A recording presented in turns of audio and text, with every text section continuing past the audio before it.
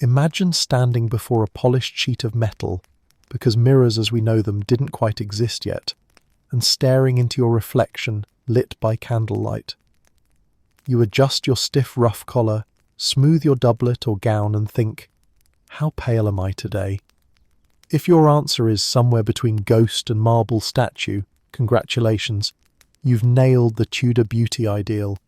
If not, well, there's always poison. In Tudor England, beauty wasn't just vanity, it was a social contract. It was how you declared your place in the hierarchy without saying a word. A pale, smooth face meant you didn't work outside, you didn't sweat, and you certainly didn't toil in the sun like those unfortunate mortals called peasants. In short, beauty meant wealth, and wealth meant power. So when someone said, "You look sickly," that was actually a compliment. Hello, travellers. Histories do not always need to be boring. You can rest here and listen to hilarious histories to drift off to sleep. Before we continue, leave a comment to let me know when and where you are listening to this, and hit the subscribe button, but only if you enjoy what I do here. Let's begin. This was an age when appearance and morality were intertwined. Quite literally, people believed your face revealed your soul. If your cheeks were rosy, you were virtuous. If your skin was pale, you were pure. If your face had blemishes, well, clearly you were harbouring secret sins. It wasn't enough to be good. You had to look good, preferably like you hadn't been alive long enough to sin in the first place. Let's set the scene. It's the reign of Henry VIII. The court is ablaze with colour, velvets, silks, jewels, and the people are equally dazzling. But beneath that splendour lies a dangerous truth. Everything beautiful came at a price, and that price was often paid in years shaved off your life. The Tudors had no idea what toxic meant. If it made you glow, they'd smear it on. If it killed a rat, they'd call it refined. And make no mistake, this was a competitive game. At court, appearance could win or lose you royal favour. The wrong complexion could ruin your chances at a marriage, a title, or even your head. Henry VIII's queens, for instance, were judged not just by their behaviour, but by how well they fit the beauty ideal of the time. You could survive political intrigue, but not an unfashionable forehead. Speaking of foreheads, they were meant to be vast. The larger, the better. A high, smooth forehead meant intelligence and refinement, so women would pluck their hairlines back to achieve the look. Painful? Yes. Effective? Questionable. Hilarious in portraits? Absolutely. You could practically land a small Tudor ship on Anne Boleyn's forehead. Men weren't entirely innocent in this vanity parade either. While women painted, powdered, and perfumed themselves to celestial paleness, men strutted about with waxed beards and scented gloves, convinced their mere presence was a gift to humanity. And honestly, by Tudor standards, it probably was. At least they weren't glowing from lead poisoning. But here's where it gets interesting. The Tudor beauty ideal wasn't only about seduction or fashion, it was political theatre. A perfectly painted face was a declaration of divine favour. Monarchs like Elizabeth I understood this better than anyone. She weaponized her beauty routine. Her white face, red lips, and flame-coloured hair became her personal brand, a living symbol of power, purity, and control. She was England itself, radiant, untouchable, and slightly terrifying. Of course, the reality was far less divine. The more the Tudors tried to perfect their faces, the more they damaged them. Makeup didn't just hide flaws, it created them. Layers of toxic paste would eat away at the skin, causing sores, scars, and discoloration that could only be covered up by, you guessed it, more makeup. It was a vicious cycle. Beauty demanded sacrifice, and the Tudors were only too happy to oblige.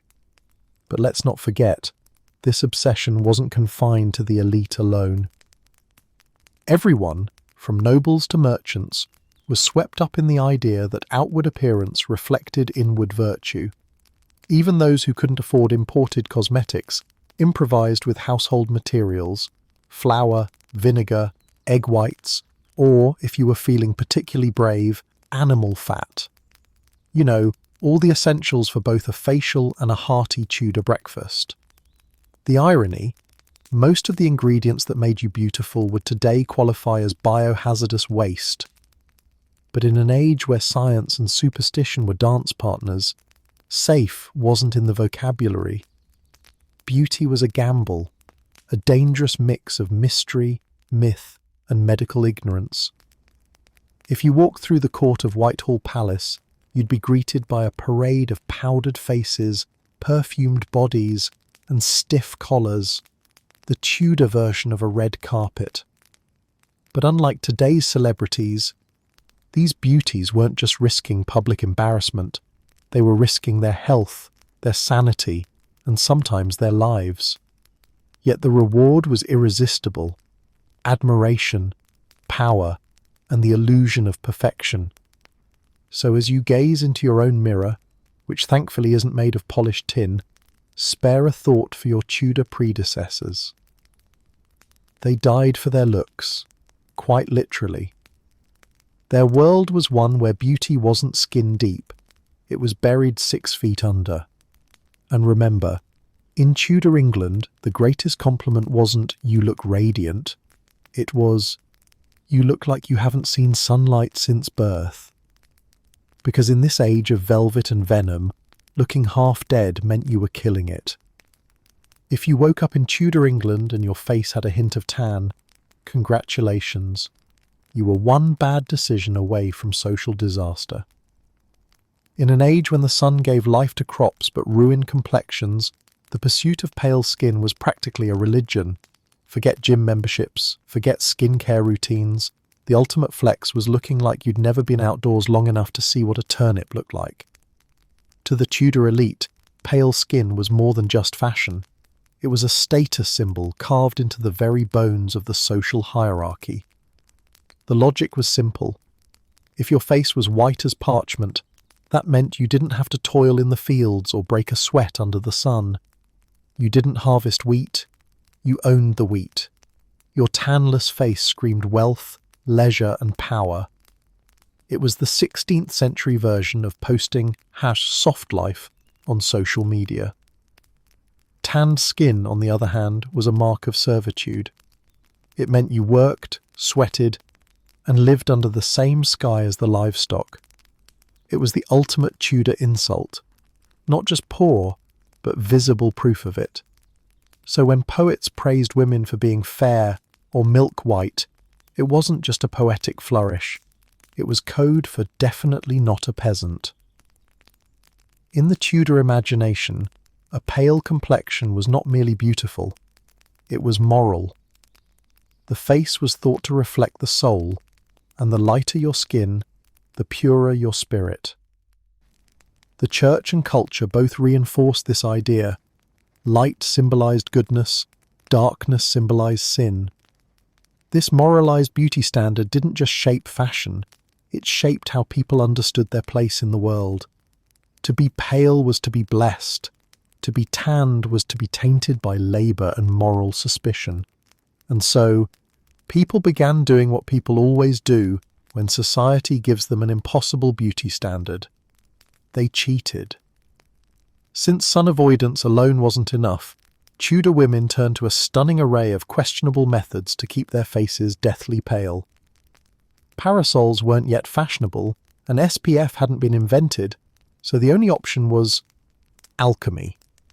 Well, that and avoiding windows. The most dedicated among them took extreme measures, staying indoors for most of the day, wearing layers of veils or hats, or slathering on concoctions meant to bleach the skin. Vinegar washes were common, as were mixtures of ground eggshells and milk.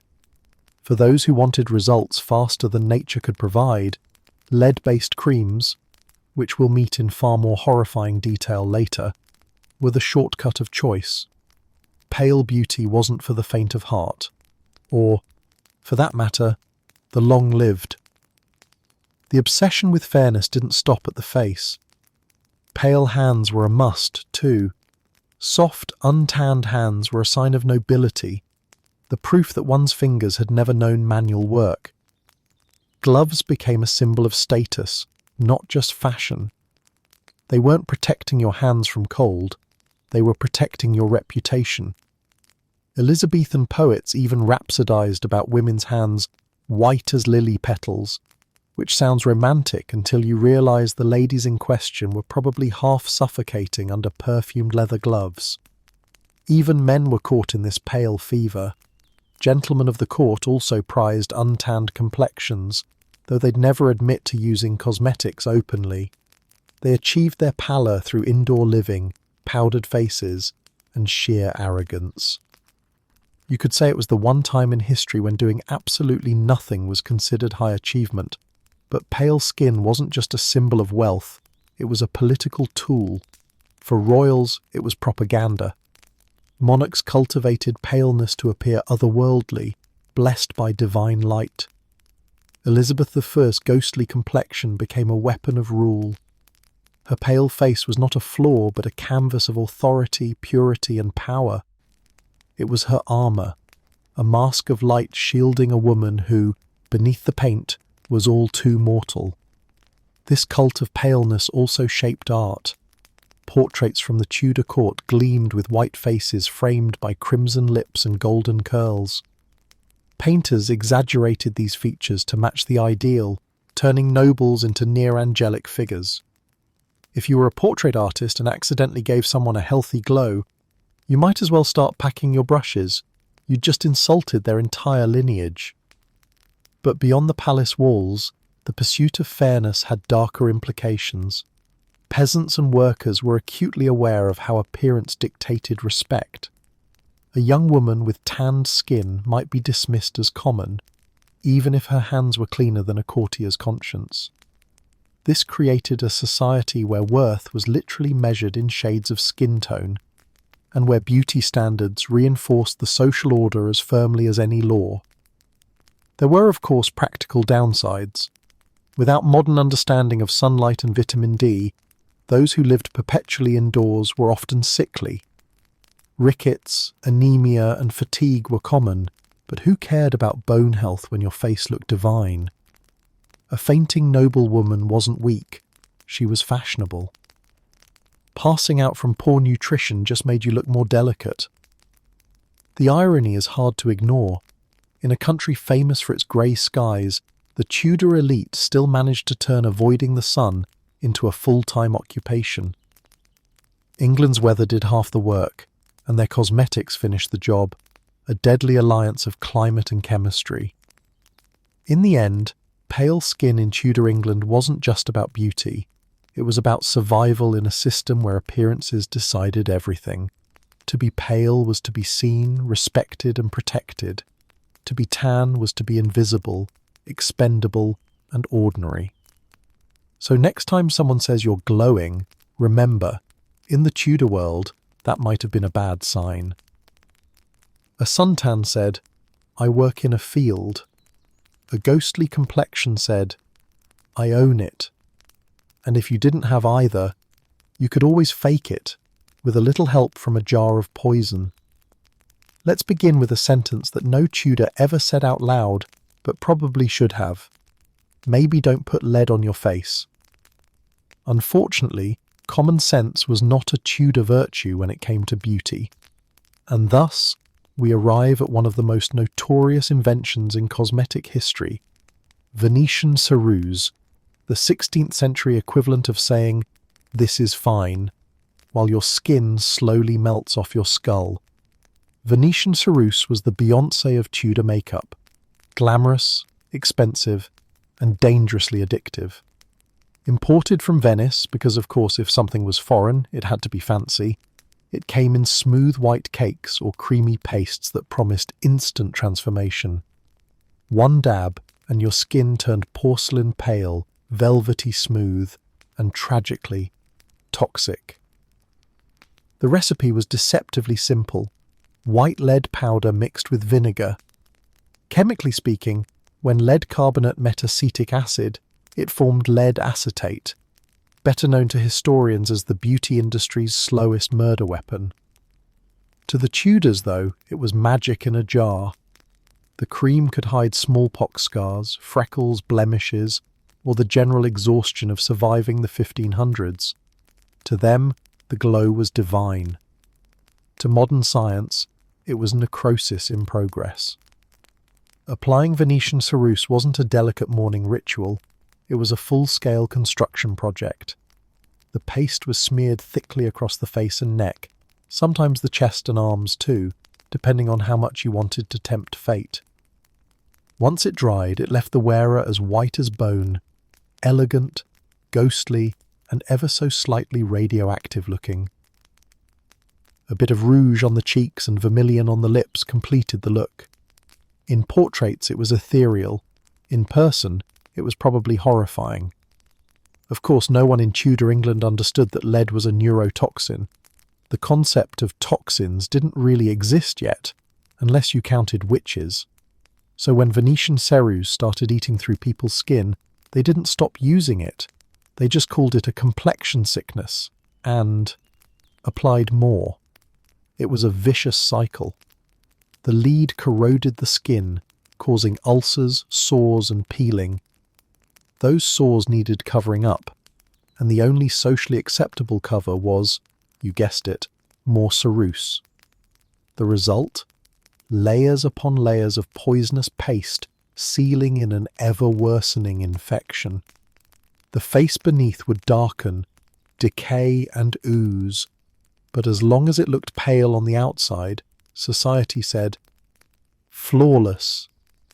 Elizabeth I, bless her painted soul, was the poster girl for this deadly glow. After surviving smallpox in her 20s, the Queen was left with facial scars she refused to let the world see. Venetian ceruse became her armour, her signature look, so much so that contemporaries described her skin as white as alabaster, which is poetic shorthand for entirely lead-based. Her portraits show her calm, regal, and untouchable. Behind the canvas, her skin was likely blistered, brittle, and inflamed. The glow came from within, mostly because her skin was dissolving. But the poison didn't stop at the surface. Lead is a master infiltrator. It seeps into the bloodstream, interferes with nerves, and disrupts nearly every organ. Over time, users of Venetian ceruse experienced muscle weakness, nausea, hair loss, tremors, and even madness. The Tudors might not have had a word for neurotoxicity, but they were very familiar with the symptoms: trembling hands, slurred speech, sudden rage, and melancholia. In other words, Tudor women were slowly losing their minds for beauty, and society called it grace. Apothecaries and cosmetic sellers, ever the opportunists, marketed the product as purifying or cleansing. They weren't entirely wrong. It did cleanse your pores, by removing your pores, and possibly parts of your epidermis. The smoothness it promised wasn't just an illusion, it was the absence of living tissue. Some recipes tried to improve on the Venetian original. English versions added alum, borax, or even mercury to intensify the whitening effect. These weren't improvements, they were a chemical arms race. The Tudor beauty market was an early example of innovation gone wrong. Every new ingredient promised brighter skin and delivered a shorter lifespan. Ironically, the more deadly the product, the higher its prestige. True Venetian ceruse was outrageously expensive, and the cheaper imitations sold in London were still ruinous to your health. This meant that the ultimate luxury was not just looking good, it was slowly dying in the most fashionable way possible. Your social circle could literally measure your wealth by how many weeks it took your face to start rotting. Removing the makeup was another nightmare. There were no gentle cleansers or micellar water. Women used breadcrumbs, rose water, or, disturbingly, more vinegar to scrub the paste off. Each removal session stripped more skin, making the face raw and bloody. And in the great irony of Tudor skincare, that rawness was then immediately covered with another layer of ceruse. Imagine exfoliating with acid, bleeding, and saying, "Perfect, now for another coat." Men, though less committed, occasionally used it too. Courtiers who wanted to appear youthful or noble dabbled in face powders, but not with the same dedication as their female counterparts. Still, those who did probably found their ambitions cut short, along with their lifespans. By the late 1500s, whispers began circulating that the famous white cosmetic might be dangerous. Doctors, ever late to the party, noticed that women who used it grew faint, unsteady, and strange of humour. Some advised abandoning the paste. Most ignored them. After all, what was the alternative? Going out in public with visible skin? Scandalous. Venetian ceruse lingered well beyond the Tudors, haunting beauty routines into the 17th and 18th centuries. Even as science advanced, vanity refused to surrender. The product killed slowly, invisibly, and that made it easy to deny. People preferred the illusion of life to the reality of death. In the end, the white lead epidemic was the ultimate Tudor paradox, the pursuit of beauty that destroyed beauty itself. Women painted themselves into statues, trading vitality for elegance, health for approval. They achieved the perfect complexion, because nothing's paler than a corpse. So the next time someone compliments your natural glow, remember, the Tudors had one too. It just came with a faint scent of vinegar and the unmistakable shine of death. If you thought smearing lead paste on your face was bad, Tudor England would like to introduce you to its even more sinister friend, mercury. The good news?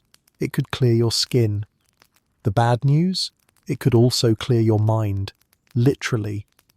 In the age before dermatologists and sanity, mercury was the miracle cure that promised perfection and delivered early graves.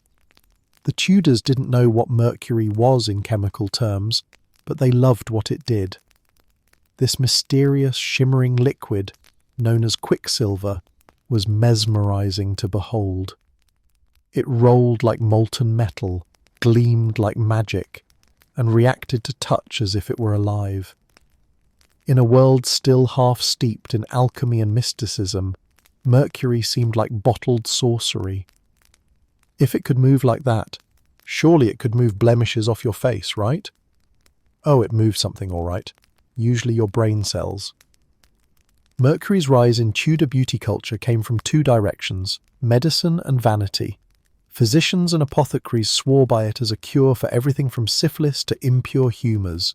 If your skin broke out, your doctor might say you were unclean within and recommend a mercurial ointment to purge the impurity. It sounded scientific enough for the time. In practice, it meant rubbing liquid metal into open pores and hoping your face didn't fall off. For skin conditions like spots, rashes or pockmarks, common in an era when bathing was optional and disease was practically a roommate, mercury was the go-to solution. A paste of mercury and animal fat was applied directly to the face, sometimes covered with a cloth to seal in the healing vapours. Within days, the skin would indeed look smoother. The problem, it wasn't healing. It was dying. Mercury killed surface bacteria, and also healthy tissue, nerves, and occasionally the person applying it. Still, people believed in it. Why? Because it seemed to work. The skin, irritated by the metal, would peel and flake, revealing new, raw layers beneath. The Tudors mistook this damage for rejuvenation. "My skin feels tighter," they might say, because it was literally shrinking from chemical burns. "My blemishes have vanished," they'd cheer, because they'd just erased their pores and half their immune system with them. And then came the after effects. Mercury doesn't just stay on the skin, it seeps through it. Once absorbed, it begins a quiet campaign of destruction inside the body. It targets the nervous system, the brain, and the kidneys. The earliest signs of mercury poisoning were subtle: tremors, headaches, and dizziness. Then came memory loss, paranoia, and emotional swings. The Tudors didn't know they were poisoning themselves. They just thought fashionable women were supposed to faint and scream occasionally. Some users experienced what physicians politely called quicksilver madness. Today we'd call it mercury-induced psychosis. Victims would suffer from mood swings, confusion, and hallucinations. They might become aggressive or withdrawn, forget their own names, or, more tragically, forget that mercury was still part of their daily skincare. Your acne cleared up because so did your memory. It wasn't just the women either. Tudor men got in on the madness, especially those suffering from syphilis, a disease that was basically the unofficial mascot of the Renaissance. Mercury was prescribed to sweat out the illness. Patients were shut in small rooms, wrapped in blankets, and forced to inhale mercury vapor. It didn't cure syphilis, but it did a spectacular job of turning the human brain into alchemical soup. Mercury's charm was irresistible because it looked divine. Apothecaries displayed it in glass jars, gleaming like molten moonlight. It moved like a living thing, embodying the alchemist's dream of transformation. If it can purify base metals into gold, they thought, surely it can purify my complexion. In reality, it was purifying the gene pool, one victim at a time. The beauty recipes featuring mercury were shockingly varied. Some included it in skin creams to restore youthful colour. Others recommended soaking a cloth in mercury water and laying it over the face until the skin tingled. The tingling was nerve damage. Some even suggested swallowing trace amounts for internal cleansing. A few enthusiastic nobles took this too literally and drank mercury mixtures for weeks, achieving the ultimate Tudor glow, eternal stillness. For all its horrors, mercury became part of the Tudor cosmetic routine, not out of ignorance alone, but desperation. The era's beauty standards were impossible: flawless, unblemished, godlike skin in a world filled with disease, bad diet, and no antibiotics. If your face bore the scars of pox or acne, society branded you as tainted. A vial of quicksilver offered hope, cold, shimmering, and lethal hope. And yet, despite the consequences, the use of mercury persisted for centuries. It was the miracle that wouldn't die, mostly because its victims did first. Monarchs, courtiers, and commoners alike trusted it. Even Elizabethan physicians wrote earnestly about its cleansing virtues. The truth was invisible, literally. Mercury vaporized at room temperature, filling the air with poison no one could see. By the end of the Tudor era, the long-term effects began to show. Those who'd spent years treating their faces with mercury balms suffered hair loss, drooping features, and tooth decay. Some developed what doctors later recognized as mercurial tremors, a condition so severe their hands shook constantly. Their social peers might whisper that they were delicate, nervous, or overly emotional. In truth, their bodies were rebelling against years of metallic torture. But appearances always came first. Better to shake in silk than live with a blemish. The Tudors understood something profound about human vanity. People will endure anything: pain, madness, even death, if society promises admiration in return. So picture a Tudor lady, her face smooth and ghost pale, her eyes bright but unfocused. Her skin glows under candlelight. She smiles faintly, though she can't quite remember why. In her vanity box rests a jar of shining liquid metal, the very substance unmaking her from within. To her, it's a miracle. To us, it's madness. But in Tudor England, madness often came with great cheekbones. In Tudor England, queens didn't just rule kingdoms, they ruled mirrors. Their faces weren't private, they were public property, symbols of divine order and political stability. And when the entire fate of a dynasty depended on how good your skin looked in candlelight, a few barrels of poison seemed like a small price to pay. The Tudor queens were trendsetters before the word even existed. Whatever they did, wore, ate, painted or powdered, trickled down through every ambitious noblewoman in England like perfume through lace.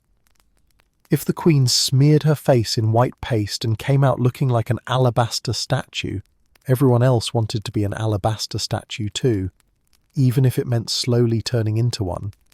Let's start with the most infamous face of all, Elizabeth I, the Virgin Queen, patron of the arts, destroyer of the Spanish Armada, and unintentionally the founder of the Tudor Toxic Cosmetics Club. Elizabeth didn't just use makeup, she weaponized it. Her beauty routine was as much a political statement as her speeches. Every morning she transformed herself into an image of eternal youth, divine power, and unyielding control, a miracle of artifice held together by lead, vinegar, and sheer willpower. Her foundation of choice? Venetian ceruse, the same lethal lead paste that could strip paint off a cathedral. Elizabeth's love affair with ceruse began after she survived smallpox in her 20s. The disease left scars, which the Queen, ever conscious of her image, refused to show. Instead, she covered them beneath increasingly thick layers of white makeup. Over the decades, those layers became her armor, a mask that concealed both her wounds and her humanity. Observers described her face as white as chalk and smooth as ivory. What they didn't see was the cracking, flaking, and chemical burns beneath. Her attendants reportedly spent hours each day preparing her face, applying the paste, smoothing it to perfection, dusting it with starch powder, and finally painting her cheeks with red pigment made from crushed cochineal insects. Her lips gleamed with vermilion, another gift from Mercury. Elizabeth didn't age, her makeup just fossilized. Removing it was even more torturous than putting it on. The Queen's attendants used a mixture of wine, honey, and rose water to soften the layers, followed by breadcrumbs or linen cloth to scrape the rest away. Imagine trying to exfoliate cement off your face while maintaining the dignity of a monarch. It was said that after years of this, her natural skin grew so fragile that she rarely appeared in public without paint. When courtiers finally saw her bare face near the end of her life, some reportedly wept, partly from shock, partly from the fumes. But Elizabeth wasn't the first Tudor queen to take beauty to dangerous extremes. Mary I, her half-sister, had her own signature look, equally deliberate, though less ghostly. Mary favoured paler, rosier tones, in keeping with her Spanish heritage. She used light powders and subtle rouge, preferring a natural glow that still whispered wealth and privilege. Her challenge wasn't hiding scars. It was maintaining an image of royal vitality, while the kingdom whispered about her false pregnancies. A healthy blush suggested health, fertility, and divine favour, something Mary desperately wanted to project, even if her body told another story. Her Spanish ladies-in-waiting introduced her to continental cosmetics, perfumed oils, almond pastes, and distilled waters of herbs. Unlike Elizabeth's paint and powder fortress, Mary's approach was gentler, more courtly elegance than walking sculpture. But even her milder cosmetics weren't safe by modern standards. Many of her perfumes and balms contained mercury, arsenic, or powdered coral, all mildly poisonous. Still, for a woman whose reputation was constantly on trial, danger was preferable to dullness. Then there was Anne Boleyn, Elizabeth's mother, whose allure practically defined Tudor seduction. She didn't rely on heavy paints. Her power came from contrast. Contemporary accounts describe her as having dark eyes, olive-toned skin, and a bewitching expression that defied the pale ideal of her peers. Anne's secret weapon wasn't ceruse or rouge, it was charisma, intelligence, and a talent for making everyone in the room feel slightly off balance. Her minimal use of cosmetics became part of her mystique. In a court obsessed with powder and polish, Anne's relative naturalness was radical. She might not have needed poison to captivate Henry VIII, though history suggests he was toxic enough for both of them. Other noblewomen followed their queen's leads, each crafting their own royal look. Catherine Parr, Henry's last wife and Elizabeth's stepmother, leaned into softer creams and herbal infusions, using honey, rosemary, and rosewater for complexion care. She wrote religious tracts by day and probably dabbed goose fat on her cheeks by night, because holiness and hydration were not mutually exclusive. The amount of labour that went into these beauty rituals was staggering. A Tudor noblewoman's dressing table looked like a laboratory. Jars of white paste, bottles of vinegar, pots of rouge, sponges, feathers, brushes, and perfume strong enough to fumigate a room. Cosmetics were stored in ornate silver boxes or glass vials, small symbols of vanity and wealth. The most exclusive products were imported, meaning your skin routine was not just a display of beauty, but of trade power. If your face glowed, your husband's ships were probably in Venice. Of course, for the queens, beauty was more than vanity. It was propaganda. The Tudor world expected its monarchs to embody divine perfection. A blemish on the skin could be read as a blemish on the soul, and in the court of public perception, there were no second chances. Elizabeth understood this better than anyone.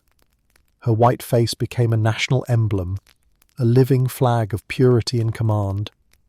Beneath it, her skin may have been breaking down, but her legend was bulletproof. So yes, the queens of Tudor England wore poison. They knew it wasn't exactly good for them, the sores and rashes made that clear, but the alternative was worse, fading from power, beauty, and myth. Their faces weren't theirs to protect, they were instruments of rule, painted daily with devotion and denial. And in the end, it worked. Elizabeth's immortal image still stares down from portraits centuries later, flawless, serene, and utterly untouchable. The woman beneath the paint is gone, but the mask remains, gleaming white and eternal. Because in the Tudor age, beauty didn't just conquer pain, it outlived it. Before there were beauty influencers and shopping halls, there was the Tudor kitchen, part apothecary, part alchemist's den, and part crime scene. Forget Sephora. If you wanted a flawless glow in the 1500s, you didn't stroll to a cosmetics counter, you raided the pantry, the fireplace, and occasionally the nearest farm animal. The Tudor version of Sephora was your kitchen, and everything doubled as dinner. Cosmetic production was a domestic art form. Wealthy women had ladies-in-waiting or servants to mix and test recipes, while middle-class wives brewed their own concoctions between stewing onions and boiling laundry. Beauty manuals and books of secrets circulated among the elite, offering recipes with vague instructions like, "Take ye hog's grease, fine vinegar, and ashes of white willow, and beat them well until smooth." There were no measurements, no safety labels, and no testing beyond the unfortunate maid who had to try it first. The average Tudor beauty routine was half chemistry experiment, half witchcraft. Foundations, face washes, perfumes, and hair dyes all started the same way, by throwing together whatever ingredients sounded vaguely cleansing. Vinegar was a favourite base. It was believed to refine the skin and purify the complexion. In reality, it stung like judgment and stripped away natural oils faster than an inquisition strips heretics. Still, it smelled fancy and gave a temporary brightness before the rash set in. Another popular ingredient was egg whites. Beaten into a frothy film and brushed over the face, they dried into a tight, shiny mask that made skin appear smooth and youthful. In a dimly lit Tudor chamber, that meant your face gleamed like polished marble. In daylight, you looked like an omelette with ambition. But Tudor women didn't have ring lights or HD cameras. All they needed was candlelight and the illusion of flawlessness. Hog's grease was another household staple, the go-to moisturizer of the Renaissance. Rendered fat from pigs was used to soften skin, plump lips, and create the base for perfumes and ointments. The scent? Let's say it wasn't subtle, but after mixing it with rosewater or lavender oil, it became luxurious. There's nothing quite like knowing your glowing cheeks are brought to you by yesterday's bacon. Then there were the ashes. Fireplace ash wasn't just for scrubbing pots, it was beauty gold. Mixed with vinegar, it became an early exfoliant. Combined with herbs like sage or thyme, it turned into toothpaste, if you didn't mind the taste of burnt wood. Add honey, and voila, a Tudor face mask. These mixtures promised to whiten the skin, remove blemishes, and fortify the spirit. Modern translation, they made you smell weird and sting a lot. Almond oil and milk were gentler options for those who could afford them. Almonds were imported and expensive, so their oil was a luxury item, used in facial creams and perfumes. Milk was used for washing the face and softening hands, particularly goat's milk, which had the bonus of attracting every cat in the neighbourhood. It gave skin a temporary softness, though most people didn't realise it was just the lactic acid exfoliating the top layer of cells. In other words, the Tudors invented chemical peels, by accident and with breakfast ingredients. Even bread made an appearance in beauty rituals. Stale loaves soaked in rosewater were pressed against the skin to draw out impurities. Breadcrumbs were used as makeup removers or to wipe away layers of lead paint and probably chunks of skin. It was a full-circle routine: makeup, cleanse, snack, repeat. Hair care also involved a dash of culinary chaos. Women seeking golden locks washed their hair in mixtures of saffron, lye, and chamomile. The results ranged from sunlit shimmer to complete follicular annihilation. Some recipes even recommended pigeon droppings for shine, which technically worked, though the social cost was steep. For perfume, they distilled flower petals in alcohol, creating crude versions of rosewater and lavender essence. Tudor DIY perfume might sound quaint until you remember they stored it in unwashed bottles beside vinegar and mutton fat. Colour cosmetics were equally inventive. Rouge came from crushed berries, beetroot, or cochineal insects, bright red beetles imported from Spain. If you could afford it, you dabbed it on with a rabbit's foot. If not, you just pinched your cheeks until you looked alive. Eyebrows were darkened with soot, mixed with oil or gum to make it stick. Some even used burnt cork or lamp black, the residue of soot scraped from lamps, to paint on their lashes and brows. So if your face ever caught fire, congratulations, you just invented smoky eyes. Perfume, too, was homemade alchemy. Since bathing was an event rarer than a comet sighting, scent was essential for survival, or at least tolerable proximity. Women boiled herbs, citrus peels, and spices in wine or vinegar, straining the liquid and dabbing it on their clothes. Musk and civet, extracted from animals, were considered sensual additions, though smelling like a musky ferret was apparently a compliment. A whiff of rosemary, lavender, or clove meant sophistication. A whiff of you, without it, meant keep your distance. What's remarkable is that beneath all the hazards, Tudor women believed in these recipes. They shared them proudly, wrote them down, passed them to daughters and friends. Beauty was a community effort, born from kitchens and gossip. In a time when doctors cost fortunes and mirrors distorted faces, cosmetics gave women a rare sense of control over their appearance, even if the result was part elegance, part chemical warfare. The entire process of making cosmetics blurred the line between household management and sorcery. A noble woman mixing powders and oils could look alarmingly like an alchemist. It's no coincidence that early beauty guides often use the same language as magical grimoires. Distill, infuse, transmute. In a way, they were performing alchemy, turning base materials into allure, pig fat into confidence, vinegar into radiance. The irony: for all their effort, the results were fleeting. A single gust of wind, a long feast, or one over-enthusiastic court dance, and your homemade glamour could melt faster than candle wax. Yet every day they tried again, because in Tudor England, beauty wasn't a luxury, it was armour. And if you had to smell like breakfast to wear it, so be it.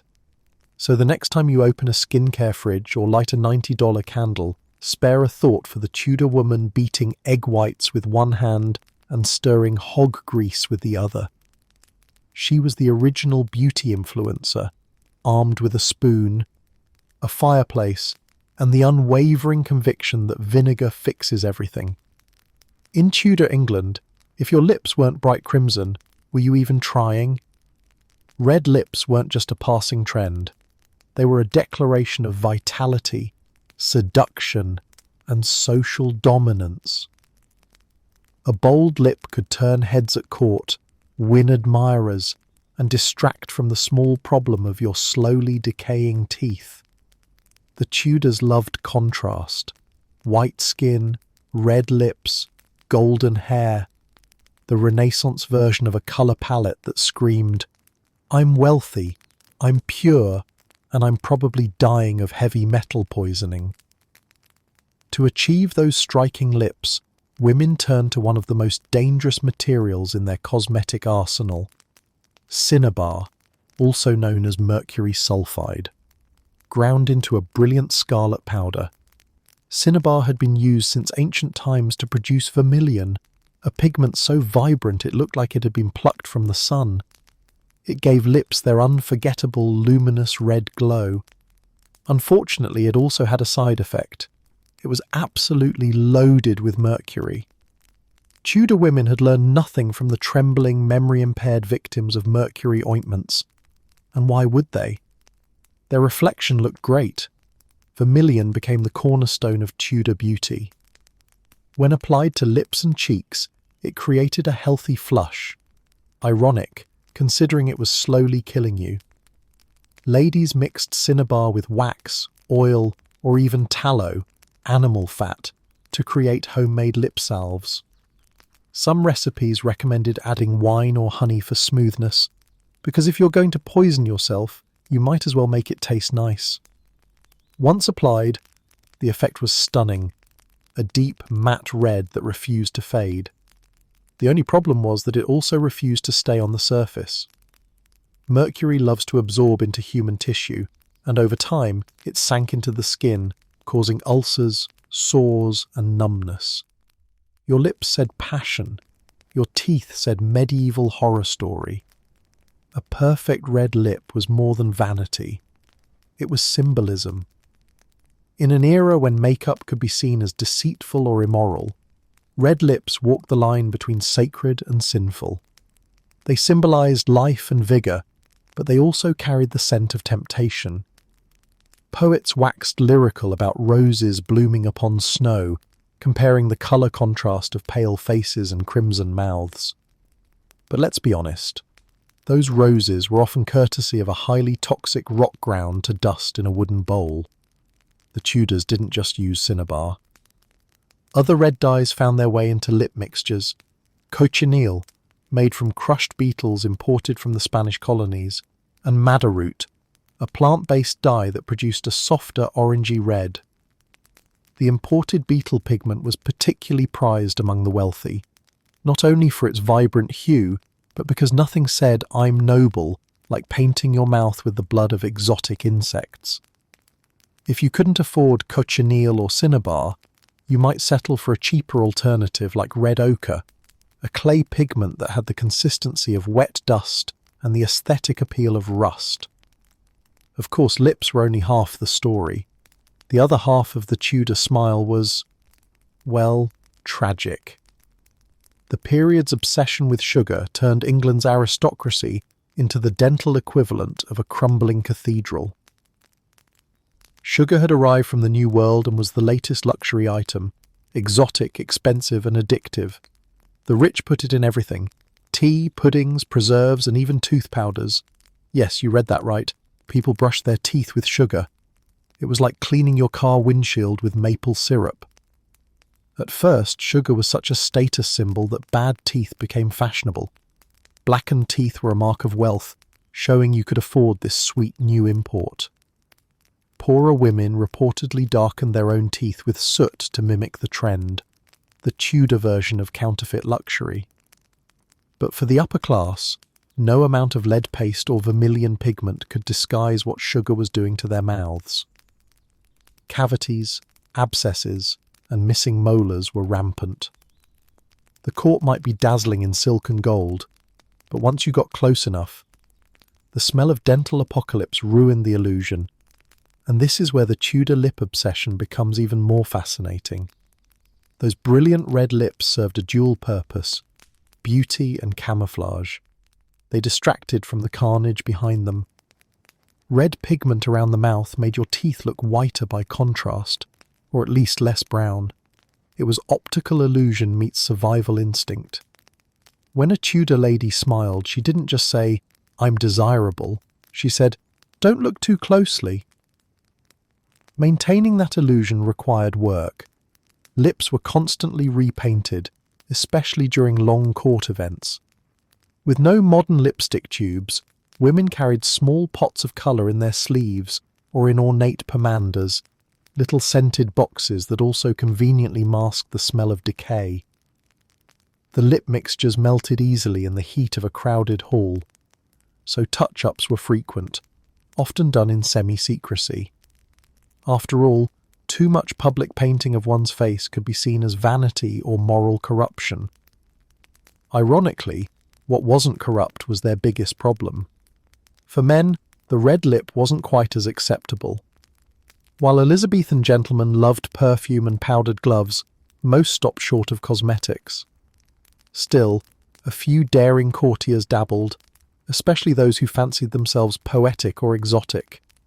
A faint tint to the lips was considered dashing in some circles, effeminate in others.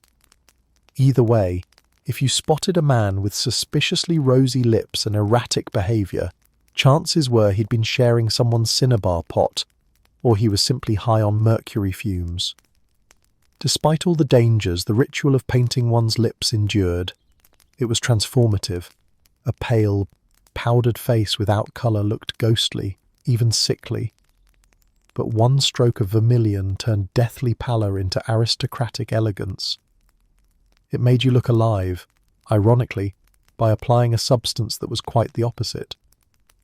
The power of red lips transcended health, logic, and chemistry.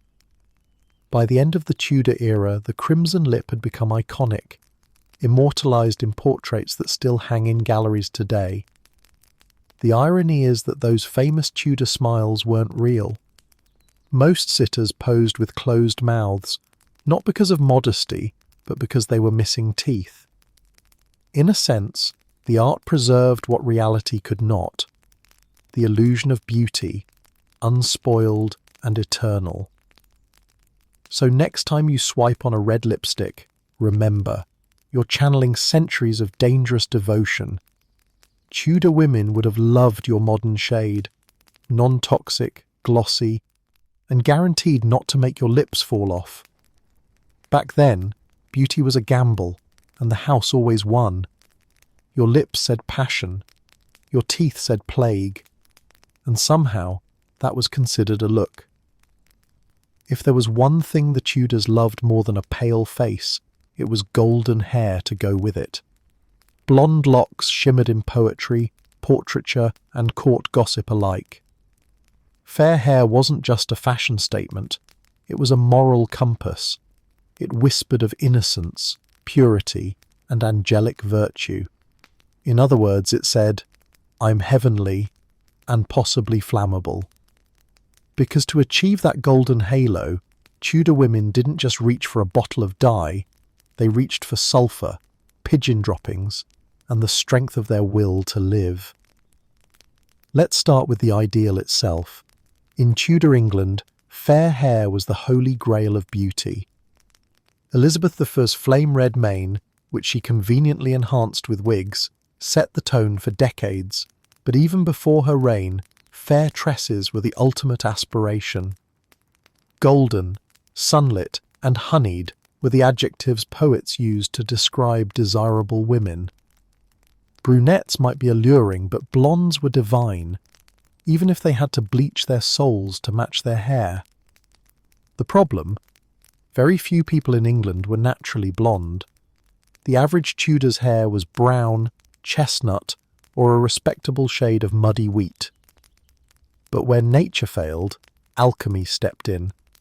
Tudor beauty guides were filled with recipes to lighten hair, and every single one of them sounded like something that should have come with a warning label. The most common bleaching method involved saffron, lye, and sulphur. Saffron, the most expensive spice in the world, was added for colour and prestige. Not that the Tudors cared about the cost. You could buy a goat for less than a pouch of saffron, but vanity never did the math.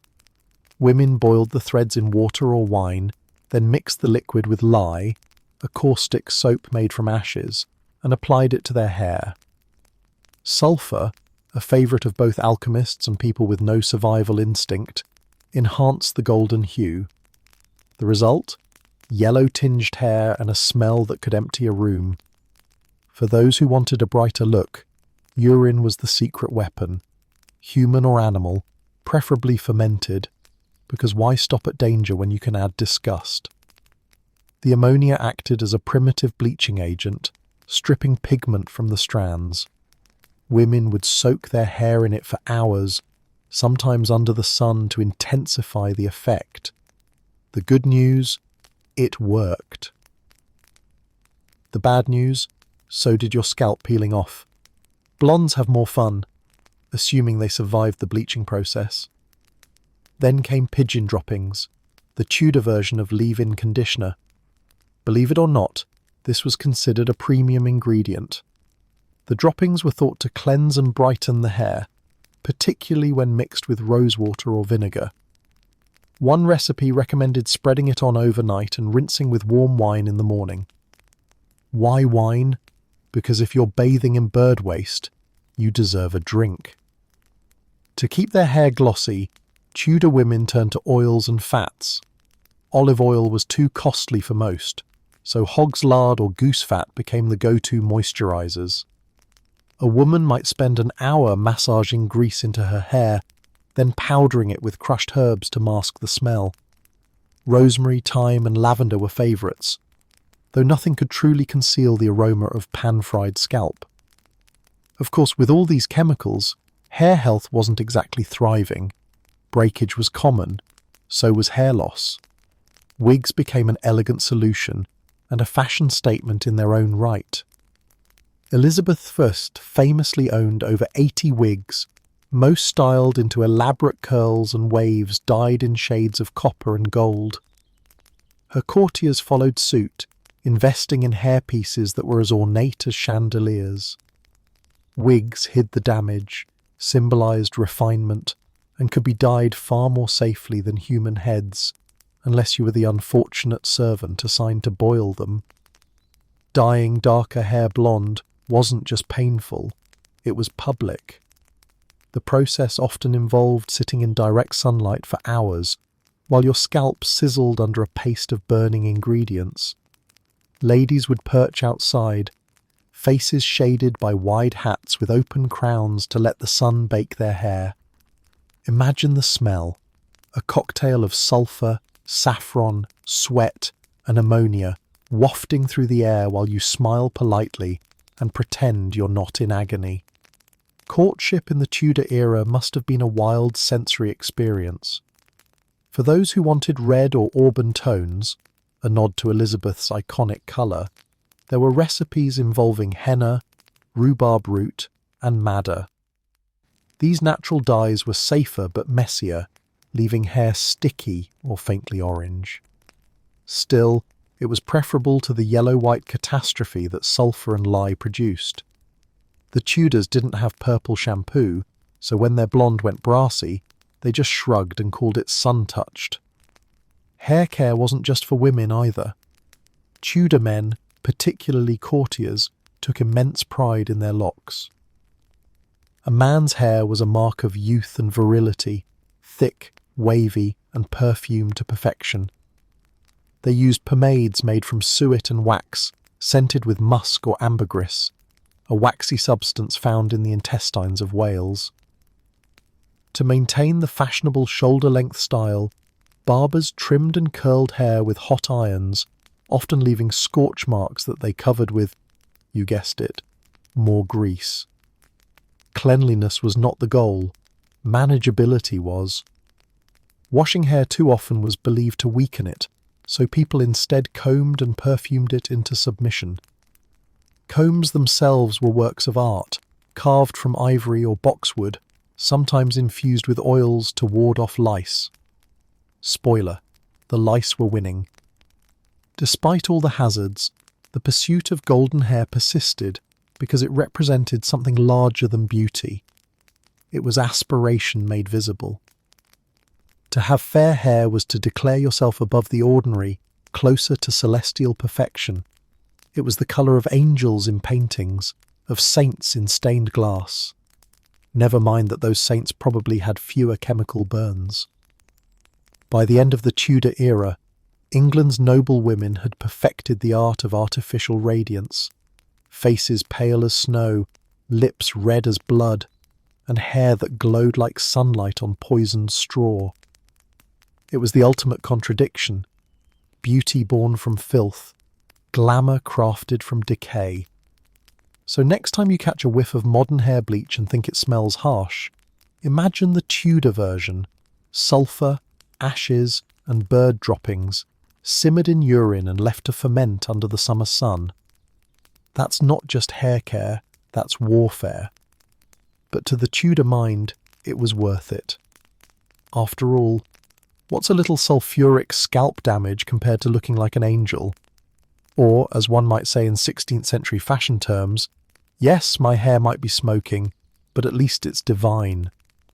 If you think modern eyebrow trends are extreme, from razor-sharp arches to laminated perfection, spare a thought for the Tudors, who looked at a full, healthy brow and said, "No thank you, we'd rather look perpetually surprised."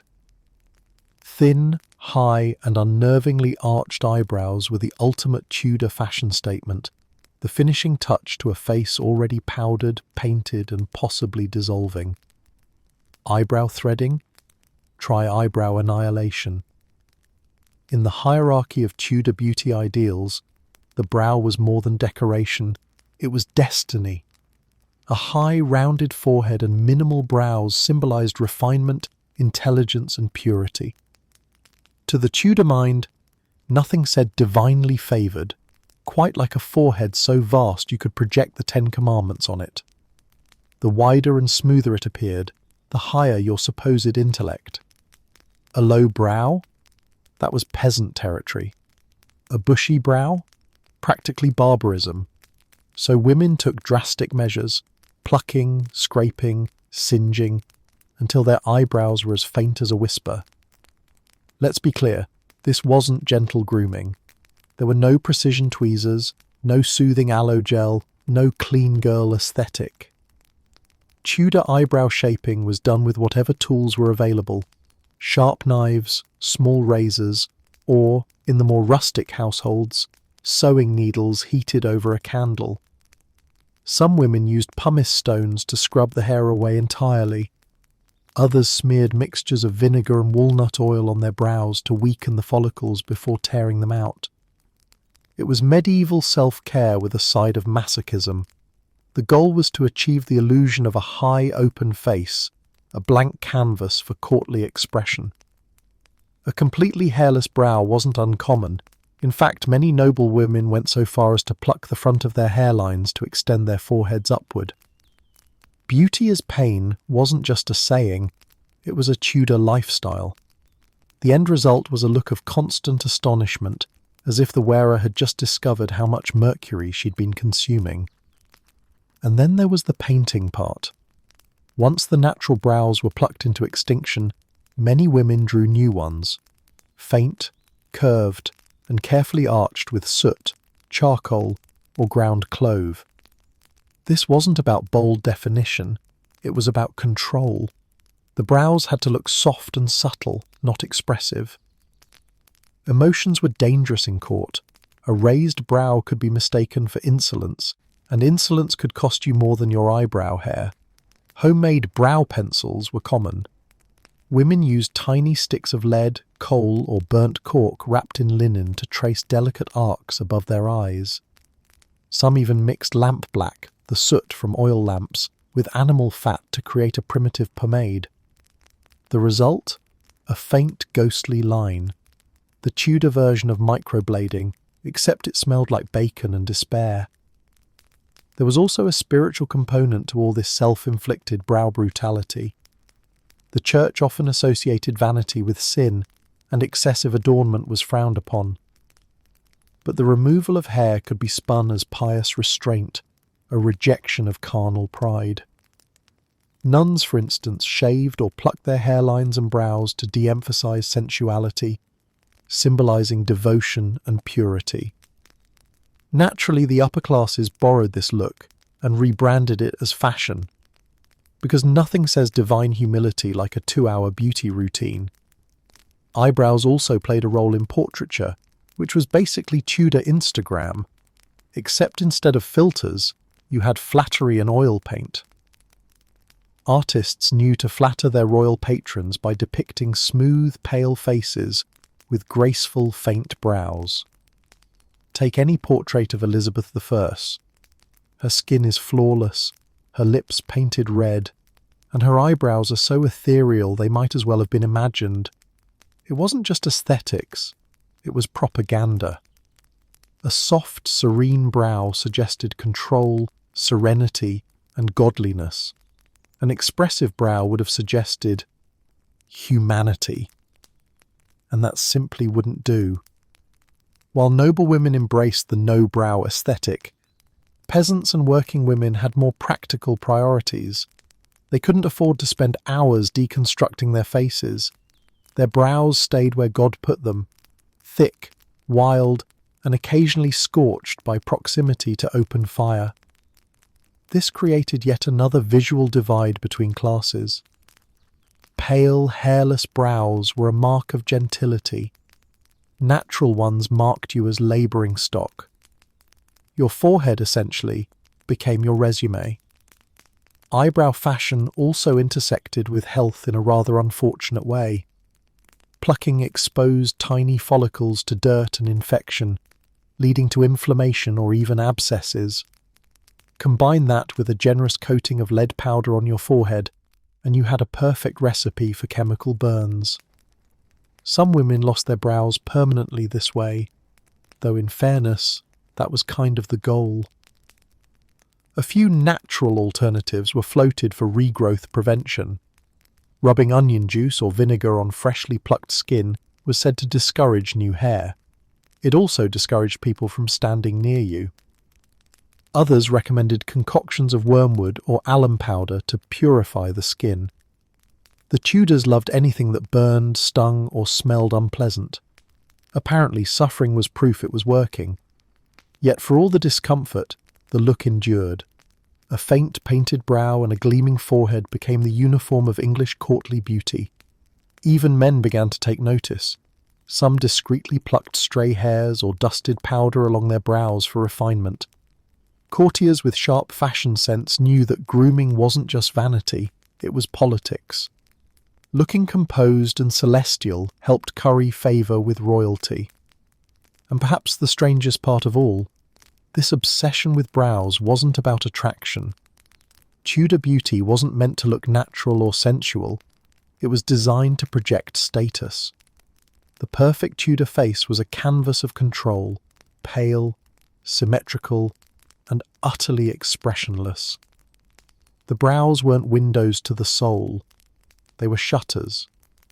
So imagine the average noblewoman in her chamber, face powdered, lips crimson, hair tucked beneath a jewelled coif, and a servant leaning in with a hot needle to remove the last offending brow hair. She winces, but she doesn't flinch, because beauty is endurance, and endurance is elegance. Somewhere outside, her husband is bragging about her angelic serenity. Inside, she's just praying for a cold compress. Eyebrows, those tiny bands of hair, had become a battleground for identity, class, and even holiness. And while the Tudors never mastered restraint in any other area, politics, marriage, or poisoning, they certainly managed it in their brows. The result? Faces so calm, so emotionless, that they looked carved from marble. Eyebrows were optional. Suffering was mandatory.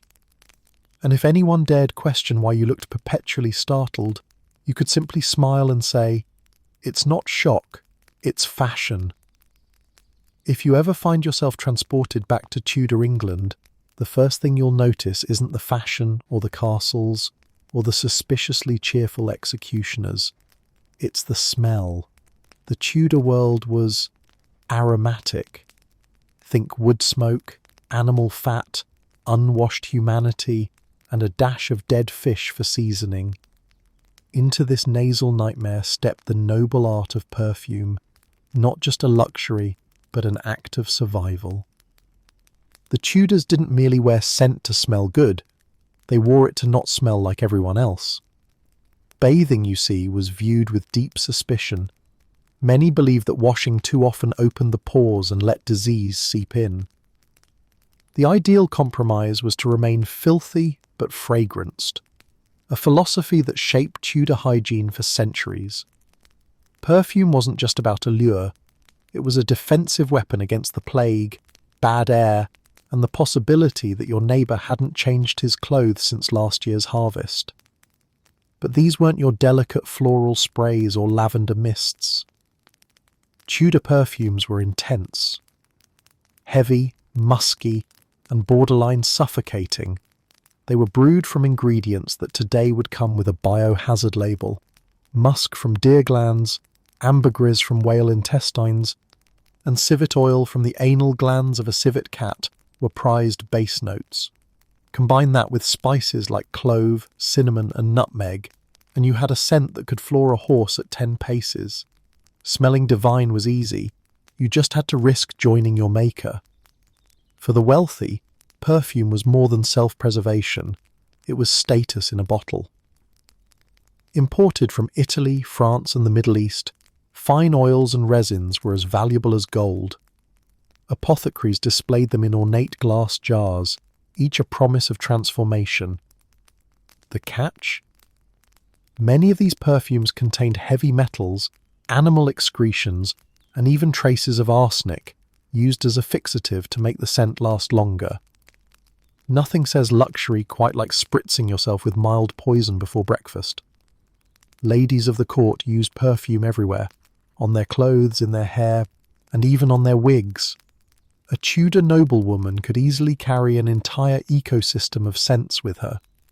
Her linen shift might be soaked in rosewater, her hair combed with civet oil, her ruff dusted with violet powder, and her gloves perfumed with ambergris. Gloves, in particular, were a signature accessory, scented leather imports from Spain or Italy that announced your presence before you said a word. One courtier described Elizabeth I's gloves as sweet beyond belief. It was less a compliment to her fashion and more relief that he could finally breathe. For the poor, who lacked access to whale intestines and Italian musk, perfume was homemade.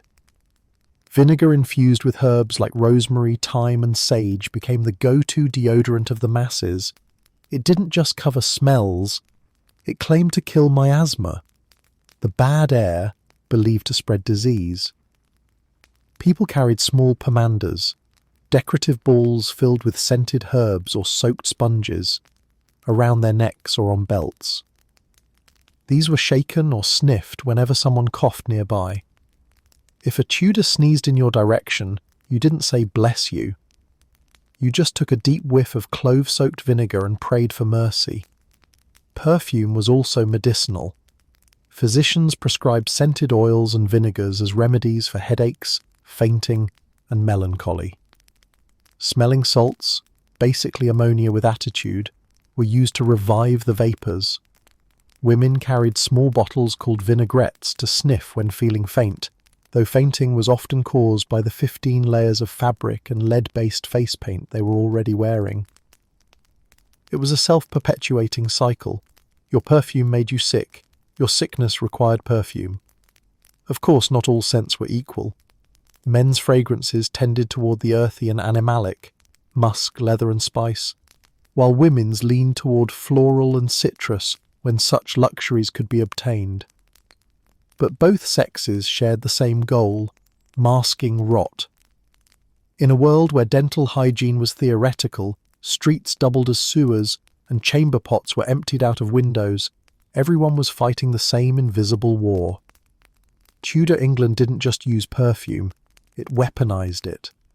But perfume wasn't just a personal affair, it was part of the environment. Homes were fumigated with burning herbs to ward off illness. Juniper, frankincense and myrrh were popular for cleansing corrupted air. During outbreaks of plague, people walked around holding bouquets of flowers or posies, which later evolved into the nosegays, small handheld arrangements that doubled as portable air filters. The rhyme, "Ring around the rosy, a pocket full of posies," wasn't a nursery song. It was a grim reminder that perfume had once been a matter of life and death. Elizabeth I took her love of scent to imperial levels. Her chambers were perfumed constantly with fresh flowers and burning incense, and she was known to bathe, on rare occasions, in mixtures of wine, rose petals and milk. Visitors noted that her presence was always accompanied by a heavenly sweetness. Of course, that sweetness likely came from enough musk to tranquilize a bear, but in politics as in perfume, subtlety was overrated. The Queen's scent became as much a part of her brand as her powdered face and fiery wigs. Perfumed accessories became fashionable too. Fans were sprinkled with scented water, handkerchiefs dabbed with oils, and even jewellery contained secret scent compartments. A well-prepared courtier could survive an entire day of banquets, gossip, and questionable hygiene, armed with nothing but a perfume pomander and sheer willpower. It was less about seduction and more about survival in a biological minefield. Naturally, not everyone approved. The Puritans, professional fun ruiners, condemned perfume as a gateway to sin. They claimed it encouraged vanity, deceit, and unnatural temptations. To them, smelling good was a slippery slope to eternal damnation. Of course, the Puritans also condemned theatre, dancing, and joy in general, so the Tudors largely ignored them and continued to marinate in musk. Still, perfume had its risks. Some recipes contained arsenic compounds or lead-based fixatives, which prolonged the scent but shortened the wearer's life. Others were so concentrated they caused dizziness, nausea, or spontaneous fainting. Yet no one seemed to care. Better to collapse elegantly than to smell like everyone else. In the end, Tudor perfume culture was less about fragrance and more about identity, a way to control how the world perceived you in a society obsessed with appearances. Smell was power, scent was reputation, and to go unscented was social suicide. The Tudors lived in an olfactory arms race, each trying to out-fragrance the other in a world that smelled like sin and sewage. So yes, the next time you spray your favourite cologne or dab a little perfume on your wrist, be grateful. You're partaking in a tradition that once involved deer glands, whale vomit, and a hint of slow-acting poison. Smelling divine, in Tudor terms, meant walking that fine line between elegance and early death. Because in the court of Henry or Elizabeth, it wasn't enough to look heavenly, you had to reek of it. Beauty in Tudor England wasn't just deadly, it was expensive. Every drop of imported perfume, every pinch of powder, and every smear of Venetian ceruse came with a price tag that could make even a duke's purse whimper. Being beautiful wasn't a hobby, it was an economic statement. The Tudor elite didn't just spend fortunes to look divine. They practically mortgaged their souls to keep up with the deadly Joneses. A jar of poison cost as much as a horse. But hey, at least your corpse looked great. Cosmetics were the silent luxury market of the 16th century, hidden behind curtains and whispered about in apothecary shops.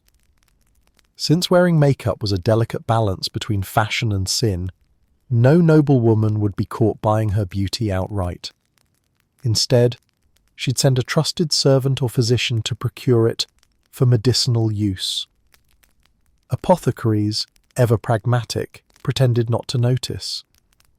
The same men who mixed cough syrups and plague cures also stocked the latest imported face poisons, neatly labelled, beautifully bottled, and ruinously priced. The crown jewel of this deadly trade was, of course, Venetian ceruse, the pale paste that had become synonymous with nobility. It was imported from Italy, refined in Venice, and sold in small ornate pots for a sum that could pay a servant's wages for a year. A noblewoman's dressing table might display a jar of ceruse as proudly as a modern influencer flaunts a designer handbag. Using it wasn't just vanity, it was proof of status. If you could afford to dissolve your skin in lead imported from the Adriatic, you had truly made it.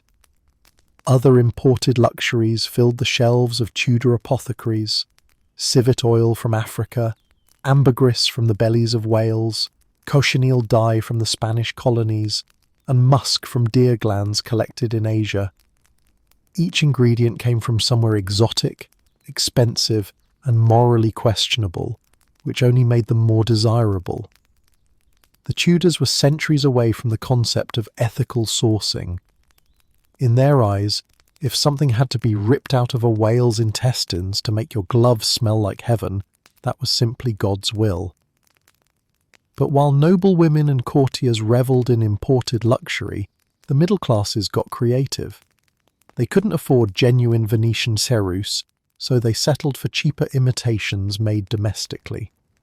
Apothecaries in London and Bristol sold English ceruse, a mix of chalk, white lead, and vinegar that promised similar results for a fraction of the price, and about twice the toxicity.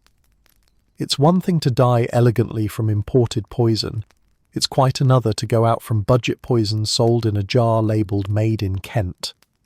The cost of beauty wasn't just in the products themselves. Maintaining the illusion required an entire infrastructure of expense.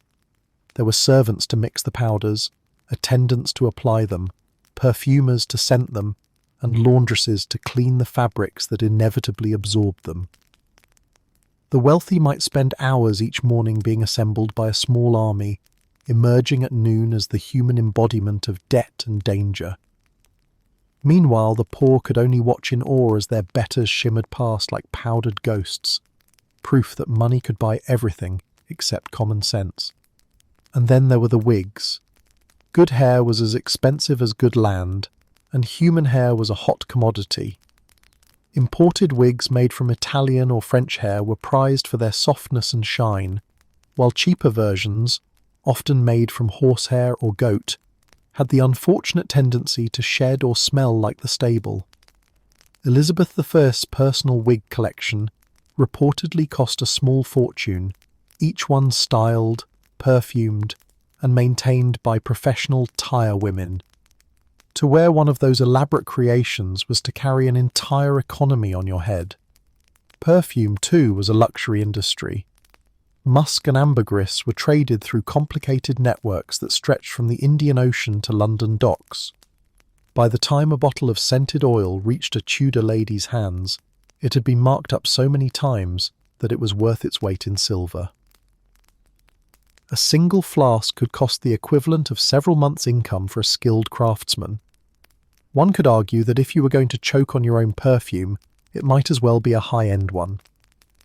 Fashion and cosmetics were so intertwined that beauty became an arms race of expenditure. Nobles spent recklessly to keep up with the court's latest trends, not realizing that Elizabeth I's glittering facade came at a cost even she could barely sustain. Silk from Italy, lace from Flanders, jewels from Spain, lead from Venice. The Tudor court was a catwalk financed by empire and greed, and at the centre of it all was the belief that appearances weren't just vanity, they were proof of divine favour. But this obsession had ripple effects. The growing demand for imported cosmetics fueled entire trade routes, enriching merchants and apothecaries, and ruining everyone else's skin. Physicians began complaining about patients who spent more on face paint than medicine. One 16th century doctor lamented that ladies will give much gold for poison and none for cure. He wasn't exaggerating. The same woman who refused to pay for dental care would happily drop a year's income on a jar of Italian death paste if it promised to make her glow. Even fake luxury had its place. Counterfeiters saw opportunity in vanity. Street peddlers sold miracle creams and beauty waters that claimed to whiten the face or erase blemishes. These elixirs were often made of chalk, vinegar, or powdered bone, occasionally laced with arsenic for good measure. Buyers might not have been fooled for long, but they couldn't resist the promise. Hope, after all, was the most expensive ingredient of all. What's striking is how willingly the Tudors paid for their own destruction. They knew, at least vaguely, that some of these ingredients were dangerous. Rumours of rotting flesh and nervous afflictions circulated through London, yet the market never slowed. The risk only made the products more exclusive. To suffer for beauty wasn't a side effect, it was a status symbol. So next time you balk at the price of a luxury moisturiser, remember the Tudor alternative, a £200 jar of white lead that ensured your social ascent and your slow demise. It wasn't just self-indulgence, it was economics. The rich literally invested in their reflections, trading years of life for minutes of admiration. In Tudor England, beauty was wealth you could wear, right until it ate through your face. A fortune in poison was still a fortune, and a powdered complexion was as valuable as a piece of land. The difference? The land didn't kill you. Still, who could resist? The glow of power was irresistible, even if it came with a receipt signed by Death himself. When it comes to Tudor beauty, history tends to focus on women. Their lead-painted faces, their mercury-laced lips, their lifelong battle with products that could double as crime scene evidence. But men? Oh, they weren't innocent spectators. The truth is, Tudor men were just as vain, just as perfumed, and just as likely to dab a little something toxic behind the ears. The only real difference was marketing. Women called it beauty, men called it refinement. Real men wore codpieces and eyeliner. In a society obsessed with hierarchy and image, appearance wasn't optional, it was armour. Men of rank were expected to look every bit as polished as the women they ruled over. A nobleman's face, clothing and scent announced his wealth long before he spoke. And since most people in Tudor England smelled like damp sheep, the effort to look and smell divine was no small feat. Let's start with the face. Though the idea of a male beauty routine might seem modern, the Tudor court practically invented it. Gentlemen were encouraged to maintain fair complexions. Pale skin wasn't just fashionable for women, it was also a marker of class for men. Working outdoors darkened the skin, so a sun-kissed man was essentially confessing to manual labour. Pale meant privileged. So, while no respectable gentleman would admit to wearing full Venetian ceruse, that was a lady's poison, many did use subtler powders, finely ground chalk, starch, or even rice powder, to soften their complexion and hide blemishes. Henry VIII in his youth set the standard for masculine beauty: bright eyes, clear skin, and reddish gold hair that practically glowed. His portraits show a smooth, immaculate face, not the product of divine genetics, but careful grooming. The royal barbers and physicians of appearance, an early term for makeup attendants, ensured His Majesty was perpetually radiant. As the years, from several wives, wore him down, Henry became increasingly reliant on cosmetic aids. His later portraits suggest liberal use of powder to cover swelling and discoloration, the inevitable result of gout, ulcers, and frustration with everything that breathed. The court followed his lead. Young courtiers, eager to impress, adopted the art of strategic enhancement. A little powder here, a hint of colour there, all in the name of sophistication. Some even tinted their cheeks with diluted wine or crushed berries to simulate a healthy glow. It wasn't vanity, they insisted. It was diplomacy. After all, nothing says trustworthy ambassador like a man whose skin looks like it's never encountered weather. And then there was perfume. Tudor men didn't just wear scent, they worshipped it. The masculine ideal was to smell of spice, leather and musk, an intoxicating blend that said, I own land, I own horses, and I've definitely bathed this month. Men's perfumes were heavier and earthier than women's, often built on ingredients like amber, clove, and civet, that same musky secretion that came from an unfortunate cat. Scented gloves were a particular obsession, imported from Spain and Italy, infused with oils so powerful that they left a trail of aroma long after their owner had exited the room. In the Tudor court, your fragrance was your resume. It wasn't unusual for men to carry small pomanders or sachets filled with aromatic herbs, both to freshen their breath and to ward off miasma, or bad air. Remember, the Tudors thought disease travelled through smell, so a whiff of rosemary could save your life. Gentlemen even perfumed their beards, which were soaked in oil, curled with wax, and occasionally dyed. A nobleman's beard was his glory, and also his natural air freshener. Speaking of hair, the Tudor male head was a masterpiece of effort. Wigs were less common among men until the later Elizabethan era, but styling one's natural locks took time. Courtiers oiled their hair with almond or castor oil to achieve a soft sheen, and they sprinkled it with scented powder to combat the inevitable stench of life. Some even bleached their hair with mild lye to lighten it, because golden locks weren't just for the ladies. A blonde knight was basically Tudor England's answer to a male supermodel. Eyes also received attention. Eyeliner wasn't called eyeliner, of course, but kohl, borrowed from Arabic beauty traditions that had trickled through Europe. Some men darkened their lashes or outlined their eyes with soot or crushed clove to appear more intense and commanding. In portraits, this gave the eyes a smouldering depth that said, "Yes, I've conquered France and my reflection."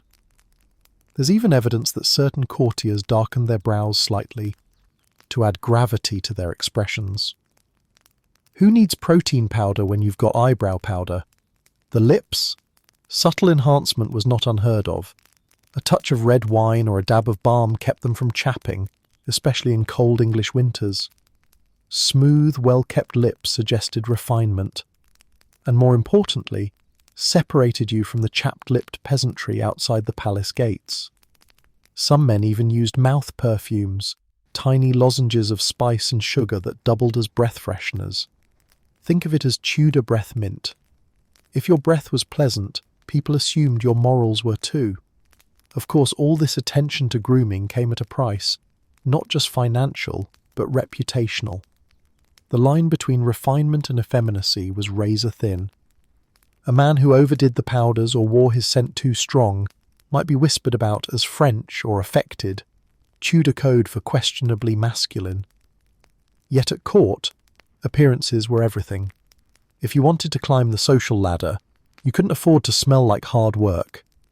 Even the clergy got in on the act, albeit discreetly. Records show priests purchasing scented oils and pomades, supposedly for the health of the scalp. Translation: holy men like to smell good too.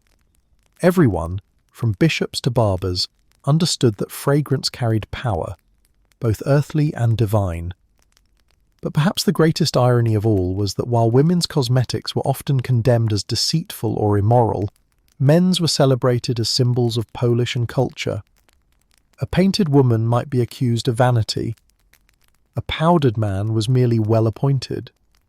The patriarchy, as always, smelled fantastic. By Elizabeth I's reign, the trend had solidified.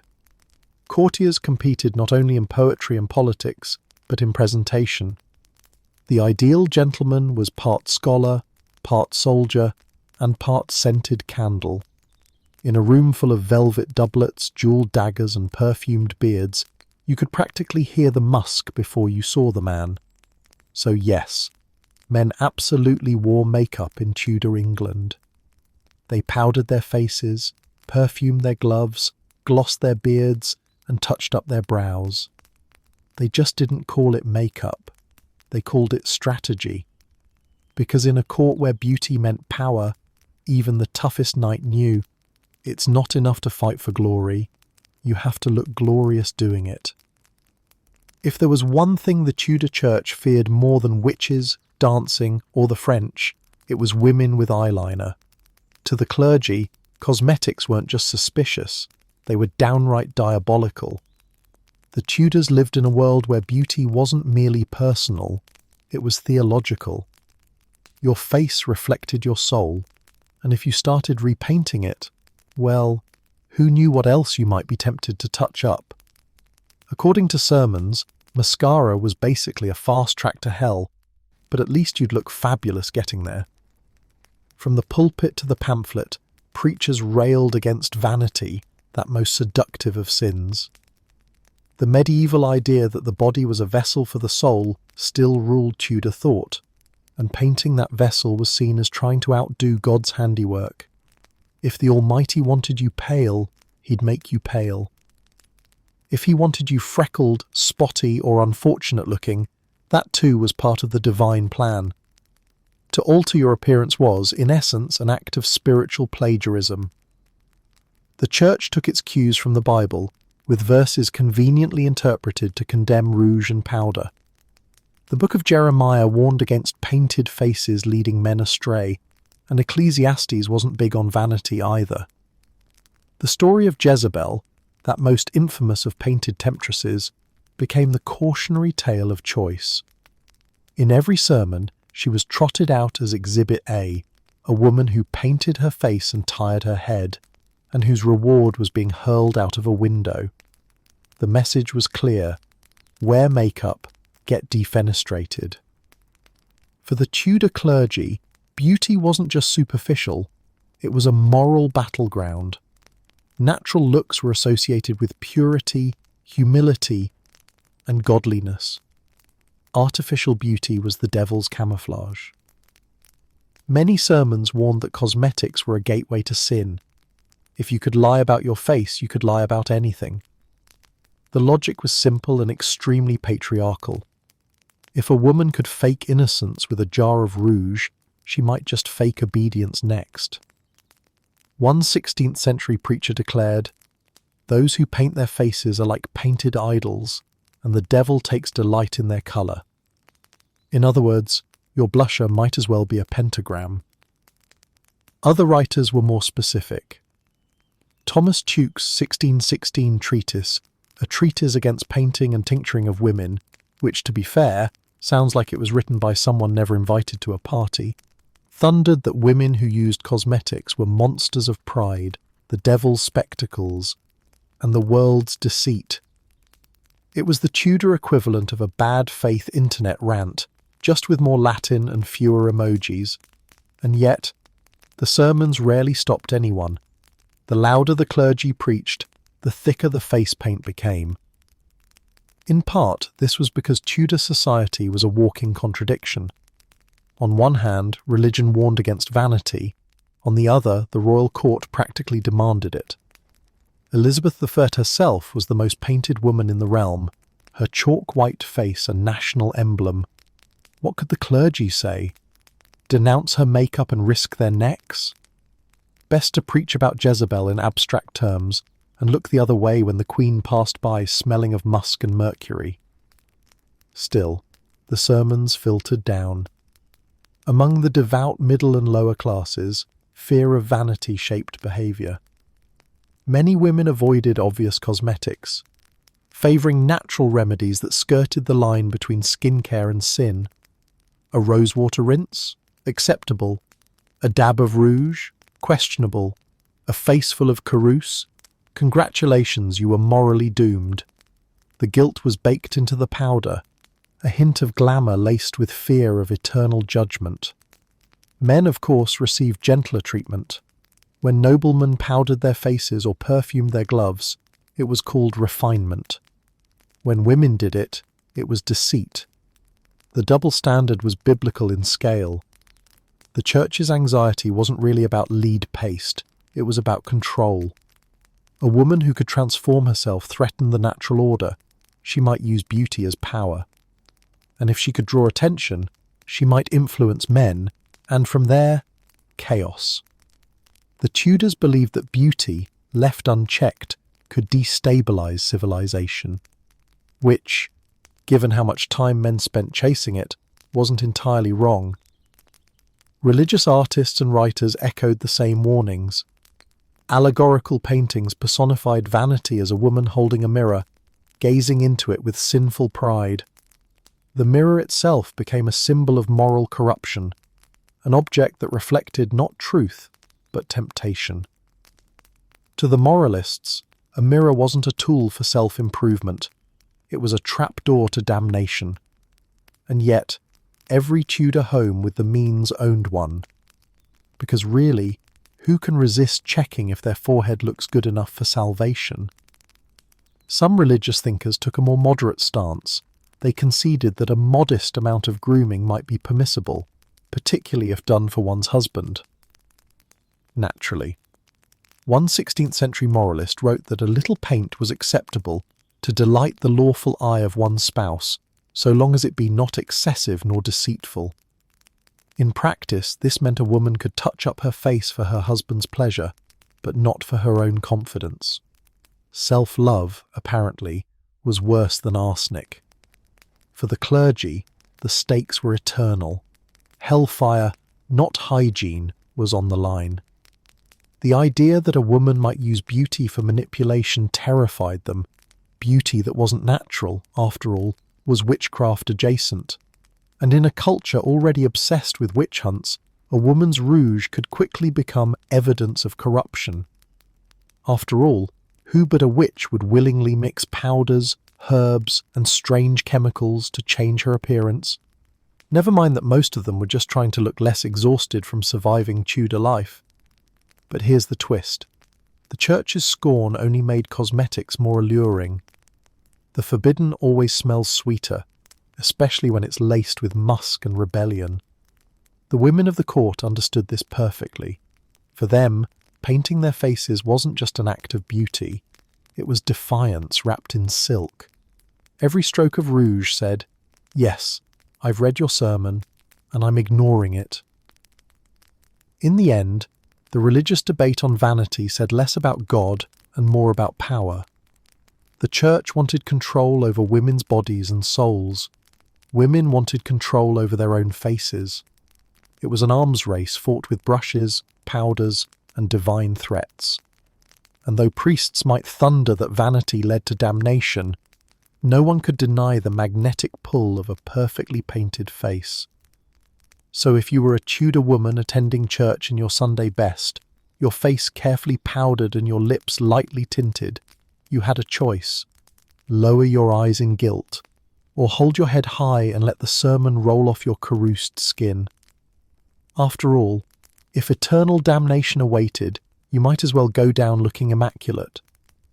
Every perfect Tudor face, every alabaster forehead, rose-tinted cheek and gleaming red lip had an invisible army behind it, the alchemists and apothecaries.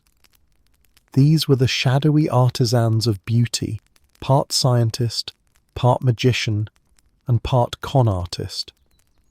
They stirred potions in smoky back rooms, ground powders under candlelight, and whispered about secret formulas that promised eternal youth and occasional paralysis. In a world where no one understood chemistry, these people could sell anything. And they did. They didn't know if it was science or sorcery, so they just charged extra.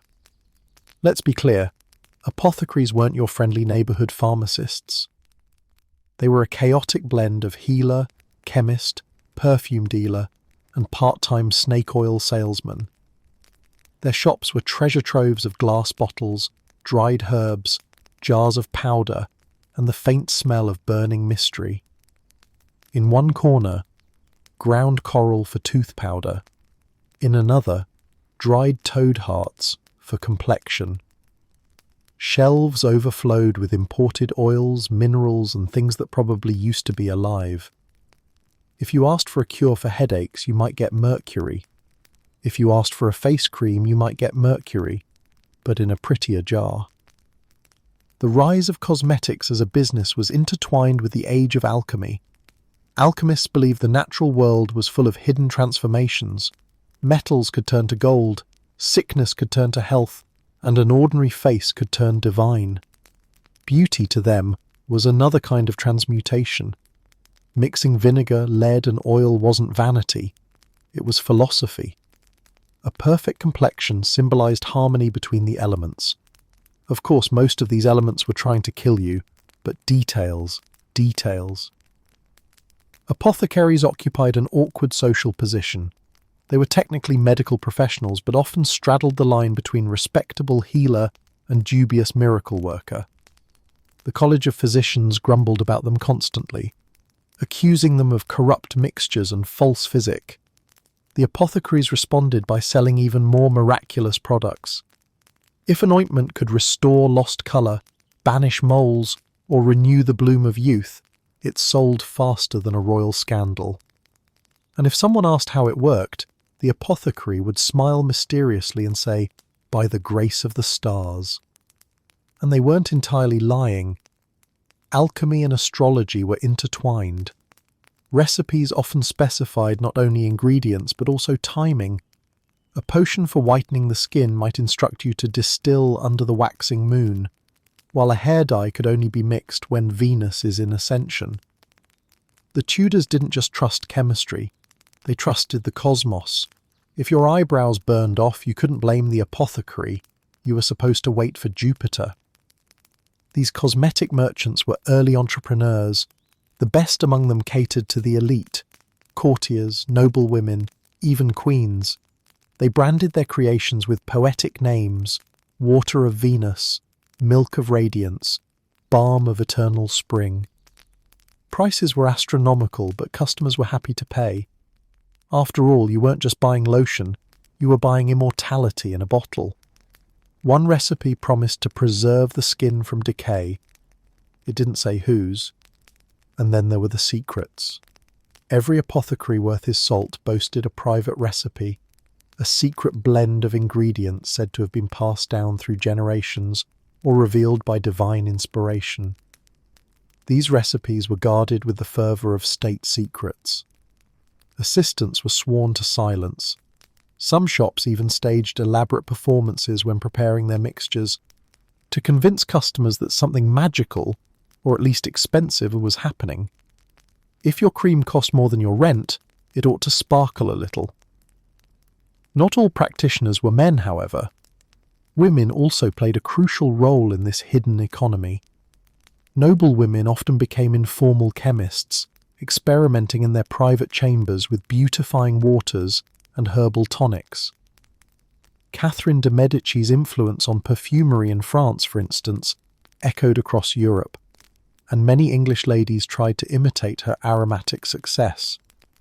Some gentlewomen became so skilled they sold their potions to others, operating small-scale cosmetic businesses behind closed doors.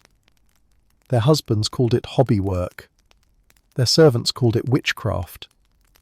Indeed, witchcraft was a constant concern. Any woman who brewed too many potions risked suspicion.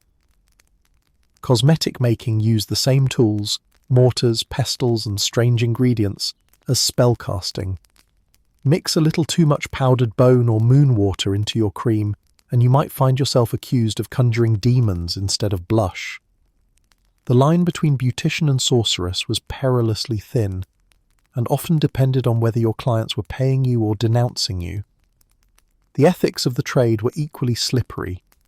Apothecaries didn't have ingredient lists, disclaimers, or return policies. If your face fell off, that was your problem. Many concoctions contain not only lead and mercury, but arsenic, copper sulfate, and alum, all toxic in the right doses, or any dose really. Some vendors stretched their profits by diluting imported products or mixing cheaper substitutes.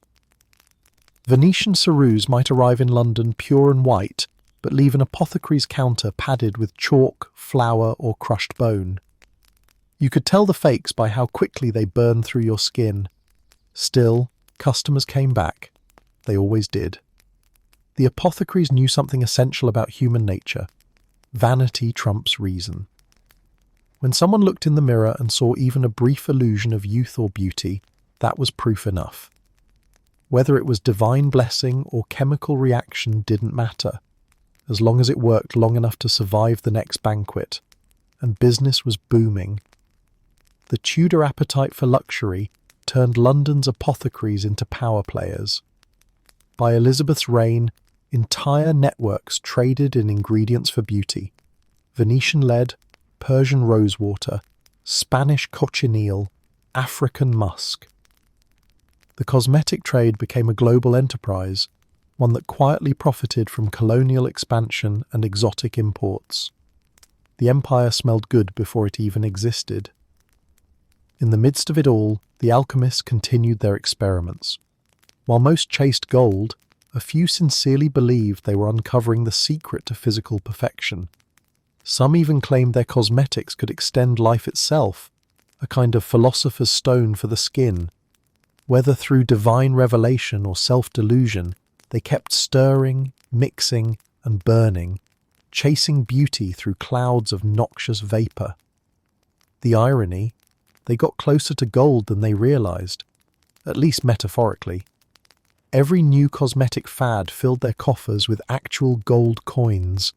Vanity was the elixir of profit, and the Tudors were addicted.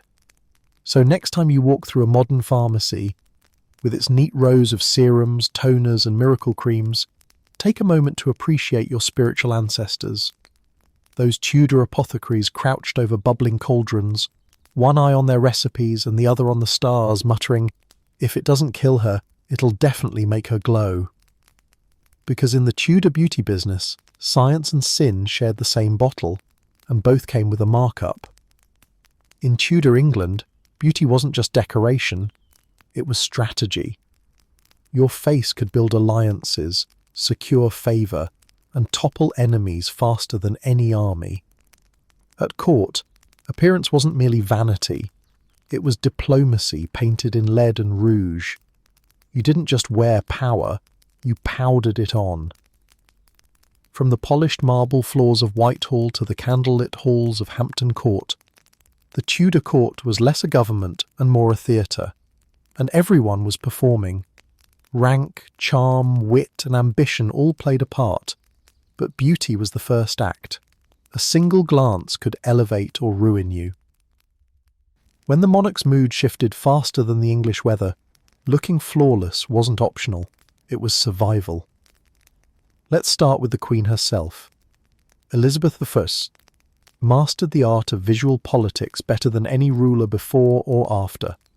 Her face, pale as moonlight, lips crimson as blood, hair blazing like the sun, wasn't just fashion, it was propaganda. Every feature was engineered to communicate divine authority. The white paint symbolized purity, the red lips strength and passion, the gold hair eternal majesty. She was the embodiment of England itself, bright, powerful, untouchable, and possibly toxic. Elizabeth understood that image was power. As her courtiers aged and her empire expanded, she froze herself in time. Artists were forbidden to paint her imperfections, and her portraits became icons rather than likenesses. The mask of youth, her carefully maintained illusion of eternal beauty, wasn't vanity. It was policy. Her face reassured her subjects that their virgin queen was beyond decay, beyond time, beyond the messy business of mortality. Never mind that beneath the paint, her skin was reportedly cracked and scarred from years of lead use. The myth was flawless, even if the woman wasn't. This obsession with appearance trickled down through the court like gilded poison. To serve under Elizabeth was to exist in a world where glamour equaled influence. Men and women alike competed in what might best be described as cosmetic politics. A noblewoman's skill with powder and perfume could make or break her reputation. A courtier's finely groomed beard or shimmering doublet could catch the queen's eye, or her wrath. One misstep, one blotchy cheek, and you risked being dismissed as unworthy of royal attention. But beauty didn't just charm, it intimidated. At court, appearance was a form of psychological warfare. Nobles used fashion and cosmetics to assert dominance. The richer and more extravagant your presentation, the more untouchable you appeared. Layers of silk, lace, jewels, and carefully applied colour created an aura of divine distance. The less human you looked, the more powerful you seemed. If a peasant could relate to you, you were doing it wrong. This aesthetic hierarchy was particularly brutal for women. A flawless complexion signalled chastity, grace and virtue, the trifecta of Tudor femininity. A single blemish could invite gossip, suggesting disease, scandal or sin. Courtiers whispered about who was fading, who was glowing, and who was hiding the pox under powder. The royal court was basically Renaissance Instagram, and everyone was applying filters with lead-based foundation. Men, too, used appearance to manipulate perception. Robert Dudley, Elizabeth's favourite, and the subject of endless speculation, was notorious for his elegance. His wardrobe sparkled with jewels, his hair was perfectly curled, and his gloves were so heavily perfumed that their scent announced him before he entered a room. He wasn't just trying to look good, he was performing devotion. Every polished button whispered, "I am worthy of your gaze, my queen." Beauty, in Tudor terms, was never neutral. It was either sacred or sinful, depending on who wielded it. A virtuous lady might use her charms to inspire loyalty. A scheming one might use them to sow chaos. And because the Tudor court was built on constant paranoia, no one could ever be sure which was which. A smile might mean friendship or conspiracy. A compliment might be flattery or reconnaissance. In that glittering world, everyone was both actor and audience, painting their faces and hiding their motives beneath a mask of civility. Even foreign diplomacy had a beauty budget. Ambassadors commented on royal appearances in their reports, describing not only the Queen's speeches, but her complexion, hair, and attire. Elizabeth's pale skin and golden curls weren't just local obsessions, they were international talking points. When negotiations failed, her portraits did the work for her, circulating across Europe as reminders that England's Queen was youthful, radiant, and formidable. The Tudors understood what every politician since has learned: public image is more persuasive than policy. And for the women of court, beauty was their only reliable form of agency. In a world where power was inherited, not earned, and where women's voices were limited, appearance became a weapon. A well-placed glance, a perfectly executed curtsy, a carefully applied perfume, these could shift alliances and win favour. It wasn't just flirtation, it was survival through aesthetics. The line between makeup brush and dagger was thinner than a velvet ribbon. Still, the politics of beauty came at a cost. The endless pursuit of perfection drained purses, health, and sanity. Some courtiers went bankrupt buying imported cosmetics and perfumes to keep up appearances. Others poisoned themselves with lead or mercury, all in the name of influence. The irony was exquisite. They were literally dying to stay in the Queen's good graces. But to the Tudors, this was a fair exchange. Power required sacrifice, And if that sacrifice happened to involve slow chemical deterioration, well, that was a small price for immortality in portrait form. When Sir Walter Raleigh described Elizabeth as a goddess in the flesh, he wasn't exaggerating. She was sculpting herself into divinity, one hazardous layer at a time. Ultimately, beauty in the Tudor court wasn't frivolous. It was currency. Appearance dictated access, respect, and survival. It was a language everyone understood, a game everyone played, and a weapon everyone feared. To be beautiful was to be dangerous. So when you imagine Elizabeth's court, the rustle of gowns, the shimmer of jewels, the air thick with perfume and politics, remember, these weren't just courtiers vying for attention. They were gladiators in silk, armed with mirrors instead of swords, and ambition instead of armour. And the lesson they left behind still echoes centuries later. Power may corrupt, but it also needs good lighting.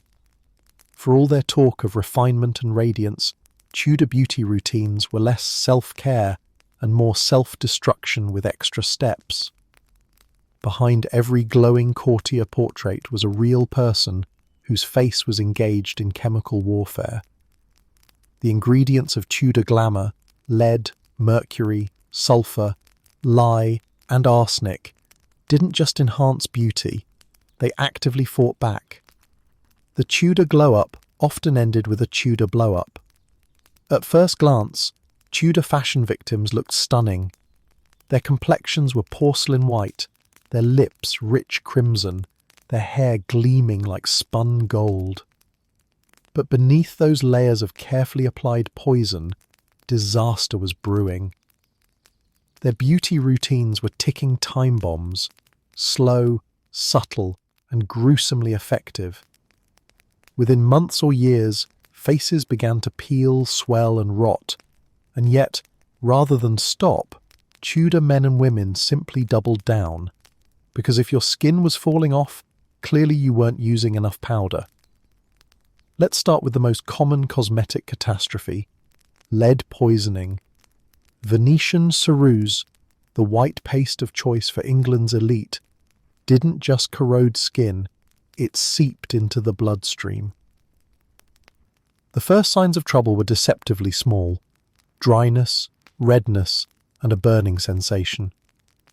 Then came the Tudor facelift, as contemporaries jokingly and cruelly described it. The skin tightening from inflammation until it cracked like plaster on a damp wall. Scabs formed, ulcers followed, and when those ulcers scarred, more ceruse was applied to hide them. Congratulations, your beauty routine was now a self-perpetuating horror cycle. The medical community, such as it was, eventually noticed the trend. Physicians began documenting cases of palsy of the face and melancholic fever in women known for their whitened complexions. The symptoms included tremors, blackened teeth, insomnia, and occasional delirium. One London physician remarked that ladies of great rank do poison themselves daily with their vanity. He might as well have been diagnosing an entire generation. Then there was mercury, that shimmery silver liquid beloved for clearing blemishes and purifying the skin. It worked by destroying nerves, eroding tissue, and permanently altering the brain. Women who used mercury-based creams often reported numbness, trembling hands, and memory loss. Some developed a metallic taste in their mouths. Others simply stopped feeling their faces altogether. One contemporary account described a lady whose beauty faded not with age, but with the tincture itself. Translation: she dissolved. The combination of lead and mercury was particularly lethal. Those devoted enough to their appearance would use both, whitening their faces with lead and then refining them with mercury ointments at night. By morning they were refreshed, pale, and unknowingly contaminated with two of the deadliest substances known to man.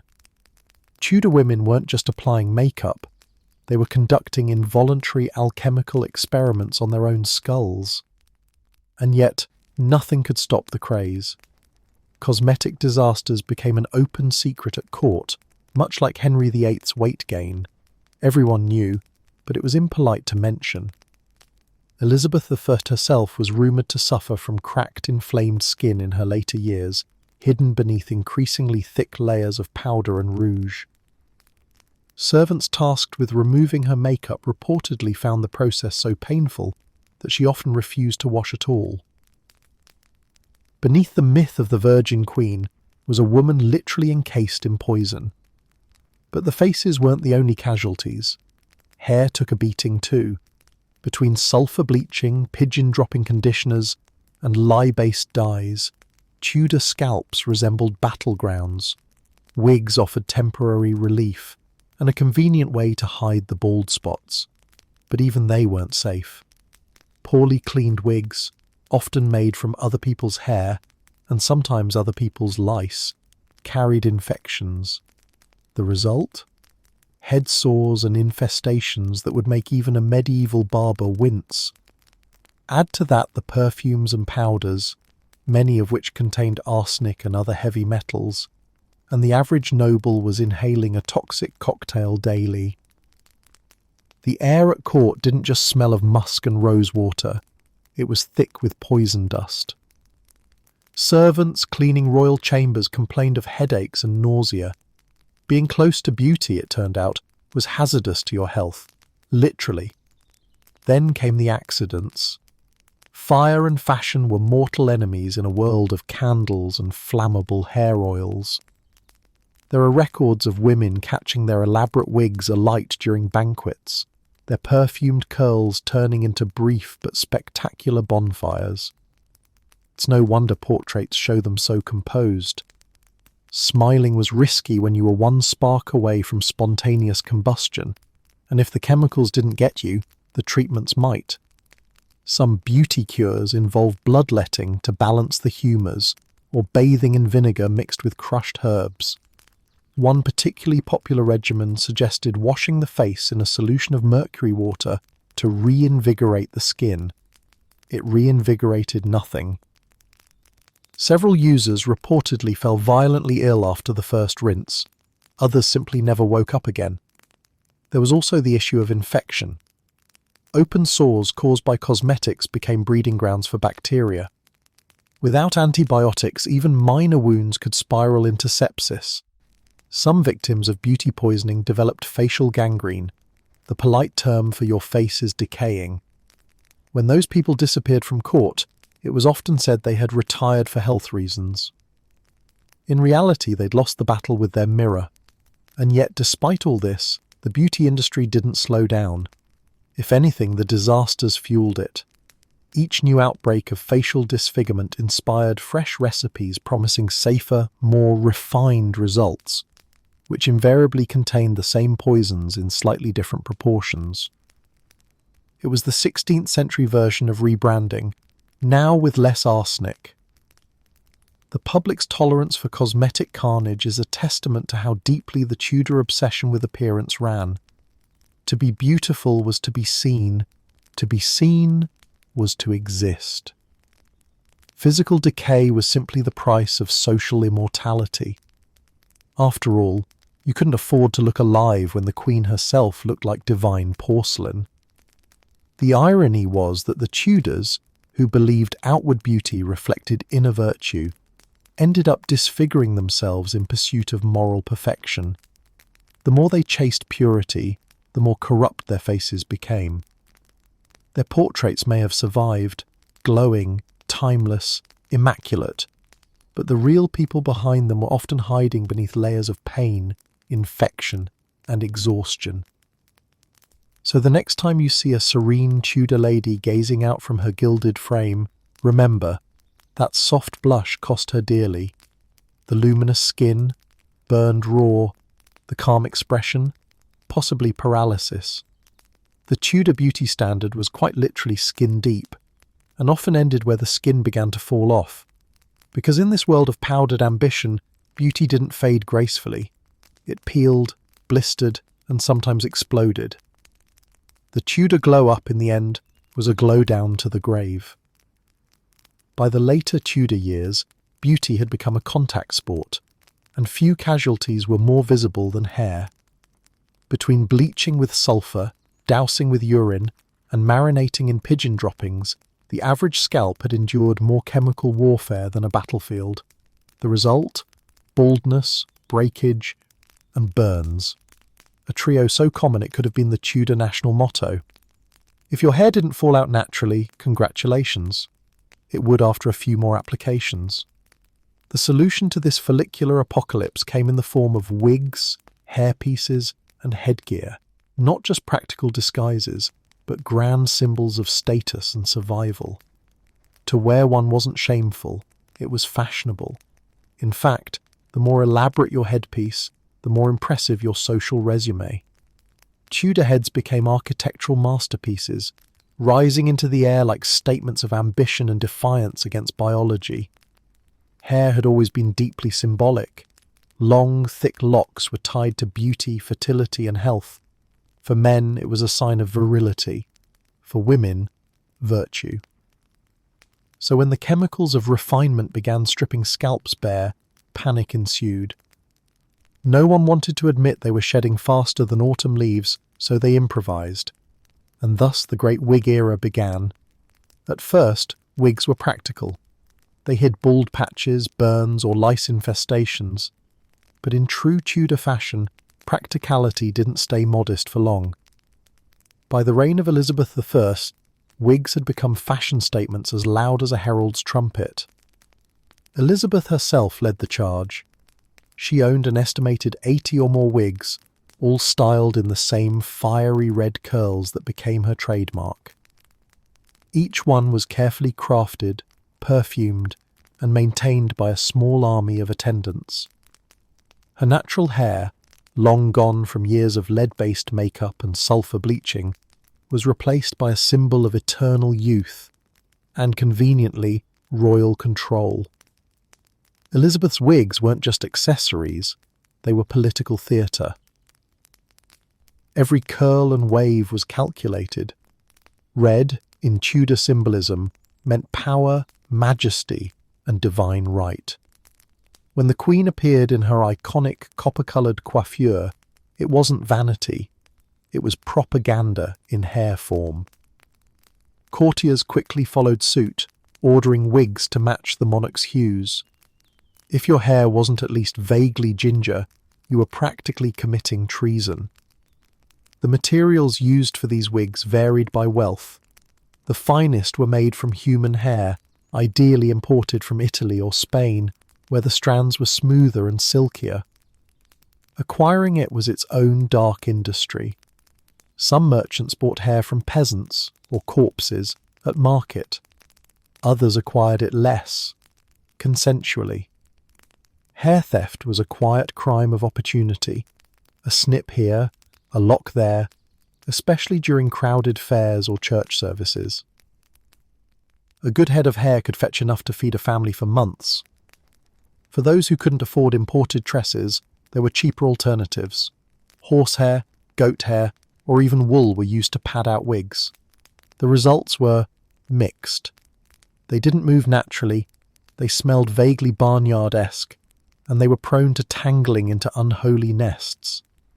Still, from a distance, preferably across a dimly lit banquet hall, they passed muster. Add a sprinkle of powder and a dab of perfume, and no one would know your majestic curls once belonged to a startled farm animal. Maintaining these creations was a full-time job. Wigs had to be regularly combed, powdered, and deloused. They were kept on wooden stands overnight, sometimes in cabinets filled with herbs like rosemary or lavender to repel insects. Wealthier nobles employed dedicated tire women, stylists who specialized in dressing and repairing wigs. These women were artists in their own right, sculpting hair into loops, rolls, and waves high enough to interfere with doorways. The truly ambitious adorned their hairpieces with pearls, ribbons, and tiny jewels. Why stop at simple curls when you could turn your head into a chandelier? But wigs weren't the only weapon in the Tudor head game. Headgear, hoods, veils, and caps played just as crucial a role. For women, head coverings were moral, social, and practical all at once. A married woman was expected to keep her hair covered in public as a sign of modesty. Luckily, Tudor fashion turned that obligation into an opportunity for excess. French hoods, English gables, and jewelled coiffes framed the face like architectural crowns. Each region and rank had its own variation, so your silhouette could announce your status before you even curtsied. The French hood, with its soft curve and visible front hairline, became the hallmark of sophistication, made famous by Anne Boleyn, whose dark locks and daringly modern style scandalised conservative England. Meanwhile, the English gable hood, square and angular, resembled a miniature house perched on the head. It was less flattering but more respectable, the sensible shoes of Tudor fashion. Underneath these hoods, hairpieces were pinned into place to create volume, padding out what nature and lead poisoning had taken away. Men, too, weren't immune to hair-related vanity. While most didn't embrace full wigs until later centuries, they were no strangers to hairpieces and hats. A balding courtier might quietly wear a small toupee or periwig patch to fill in gaps. Others relied on elaborately styled caps and bonnets to disguise receding hairlines. Feathers, jewels, and embroidery turned men's headwear into status symbols of their own. The higher your hat plume, the more important you looked, and probably the more ridiculous you felt. The funny thing about all this was that the Tudor obsession with wigs and headgear wasn't just about appearance, it was about control. In a world of rigid hierarchy, your hair told people exactly where you stood. The rich hid their decay under gold-threaded wigs. The poor wrapped their hair in linen to keep it from lice. You could guess someone's class, health, and marital status just by looking at their head. But there was a downside. Those beautiful wigs, heavy with perfume, dusted with powder, were also magnets for filth. They trapped sweat and oils, inviting lice to set up entire colonies. The more elaborate the wig, the more likely it was to have residents. Cleaning them required combing with fine metal teeth and sometimes boiling them in vinegar water. Nothing says refined like dunking your hair in salad dressing. Still, no amount of itching could dull the glamour. Wigs and headpieces became extensions of Tudor identity, blending function, fashion, and survival. Beneath the curls and caps, there was vulnerability, a desperate attempt to preserve dignity against decay. Beauty might crumble, faces might rot, but a magnificent wig could still proclaim, "I am untouched by mortality." By the end of the Tudor era, wigs had transcended necessity to become art. They represented wealth, artistry, and the ultimate act of defiance against time itself. You might be balding, poisoned, or rotting under your gable hood, but to the world, you looked magnificent. Because in Tudor England, losing your hair wasn't the end, it was the beginning of a new fashion trend. And as every courtier knew, if you couldn't keep your beauty, you could always build it. If there's one thing the Tudors didn't lose sleep over, it was cleanliness. Bathing was rare, washing was inconsistent, and the line between grooming and grim endurance was very blurry. In an age when people sincerely believed water could make you sick, hygiene wasn't just neglected, it was actively discouraged. Why wash your face when you can just paint a new one? To understand Tudor hygiene, you have to forget everything you associate with modern cleanliness. Showers? Unthinkable. Soap that didn't sting or peel your skin? Luxury? Running water? Only if you were standing near a river. Most people lived and died never seeing a proper bathhouse, and those who did often viewed it with suspicion. To the Tudor mind, a bath didn't purify you, it weakened you. The logic went like this. Water opened the pores, and open pores allowed disease to sneak in. The world was full of invisible miasmas, bad airs that caused illness, so washing was basically inviting pestilence to move in rent-free. Physicians even warned that excessive bathing could lead to fevers of the blood, or melancholic vapours. The safest approach, they said, was to stay dry, stay dusty, and maybe sniff some lavender to feel better about it. But there was a deeper reason for this grime, the Great Bathing Panic. In medieval Europe, public bathhouses had been social hubs, places to relax, gossip, and occasionally commit light adultery. Unfortunately, by the 16th century, those same bathhouses were blamed for spreading syphilis. Once the French disease started making the rounds, water became guilty by association. Cities shut down their bathhouses, and the very idea of communal bathing became scandalous. If you wanted to stay pure, you stayed filthy. The rich, of course, had their own approach. Full-body baths were rare, maybe once or twice a year, if that. Instead, nobles relied on what they called dry washing, a delightful ritual that involved wiping themselves with linen cloths dipped in rose water, vinegar, or alcohol. Think of it as Tudor Febreze. The logic wasn't to clean the body, but to make it smell slightly less like mortal decay. Servants were tasked with maintaining this delicate balance of fragrance and filth, constantly refreshing the scent while ignoring the stains.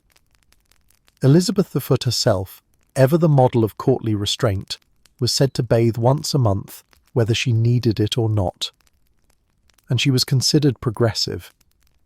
Her courtiers, desperate to emulate royal habits, followed suit, meaning the English elite spent most of their lives marinating in powder, perfume, and bacteria.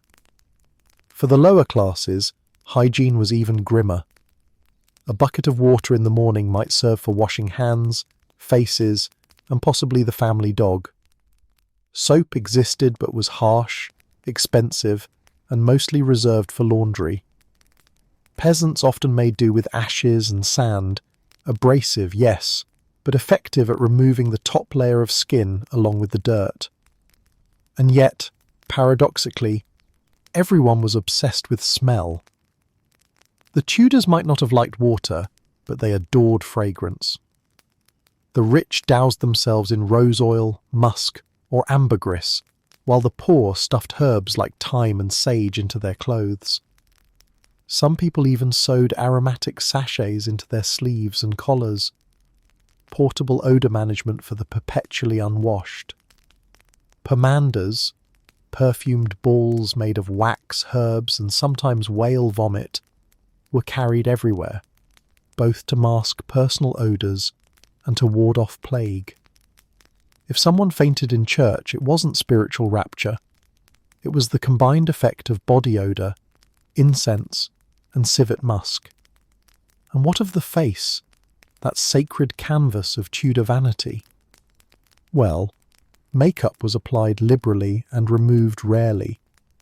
There were no cleansers, no toners, and certainly no skincare routines. You simply added a new layer each day until you reached the desired opacity or suffocated under it. Venetian ceruse, rouge, and powder all stuck beautifully to unwashed skin, creating a smooth, chalky finish that glowed under candlelight and trapped every pore like a death mask. Beneath the surface, however, the skin couldn't breathe. Dirt, sweat, and toxins accumulated until infection set in, a high price for looking like an angel dipped in plaster. The Tudors did have some rudimentary dental care, though it was more enthusiastic than effective. Toothbrushes didn't exist yet, so people rubbed their teeth with cloths, twigs, or, in some cases, crushed brick or salt. Toothpaste often contained honey or burnt bread. Yes, they brushed their teeth with sugar. The results were predictable. By middle age, most noblemen were smiling through a curtain of blackened stumps.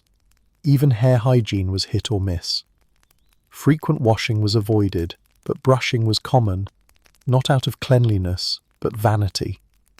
Combs were used to remove lice, which they all had, and hair was perfumed with rosemary or lavender oil. If that failed, they powdered their scalps with starch or flour. The result was a look somewhere between ethereal courtier and ghost covered in breadcrumbs. Clean clothes offered the illusion of hygiene. Since washing the body was rare, changing linens became the substitute. Fresh linen was believed to draw out impurities, as if your shirt could perform an exorcism on your armpits. Nobles changed their shirts daily, or rather had servants change them. The poor changed theirs when the fabric became too stiff to fold. Interestingly, while public baths had fallen out of fashion, private bathing did make small comebacks in certain circles. Wealthy households sometimes had wooden tubs lined with cloth, filled with water heated over a fire. Herbs and flowers were added for scent, along with milk or wine for softness. The experience was less about sanitation and more about relaxation, and it usually ended with the same person getting back into the same unwashed clothes. But the real kicker was how hygiene shaped perception. Cleanliness wasn't equated with morality yet. That idea would come later, with the Victorians. In the Tudor mind, dirt was natural. What mattered was how you smelled and what your face looked like under candlelight. As long as your scent was floral and your complexion ghostly, no one cared what lurked beneath. And so the Tudors lived, powdered and perfumed, convinced that water was the enemy and lead was their friend. They masked their sweat with musk, their dirt with rouge, and their decay with poetry. The irony? Their perfumes often caused headaches, their powders caused sores, and their dry washing spread disease faster than it prevented it. But still, they persisted, elegant, fragrant, and faintly crumbling. Because in Tudor England, cleanliness might have been next to godliness. But vanity was the real religion.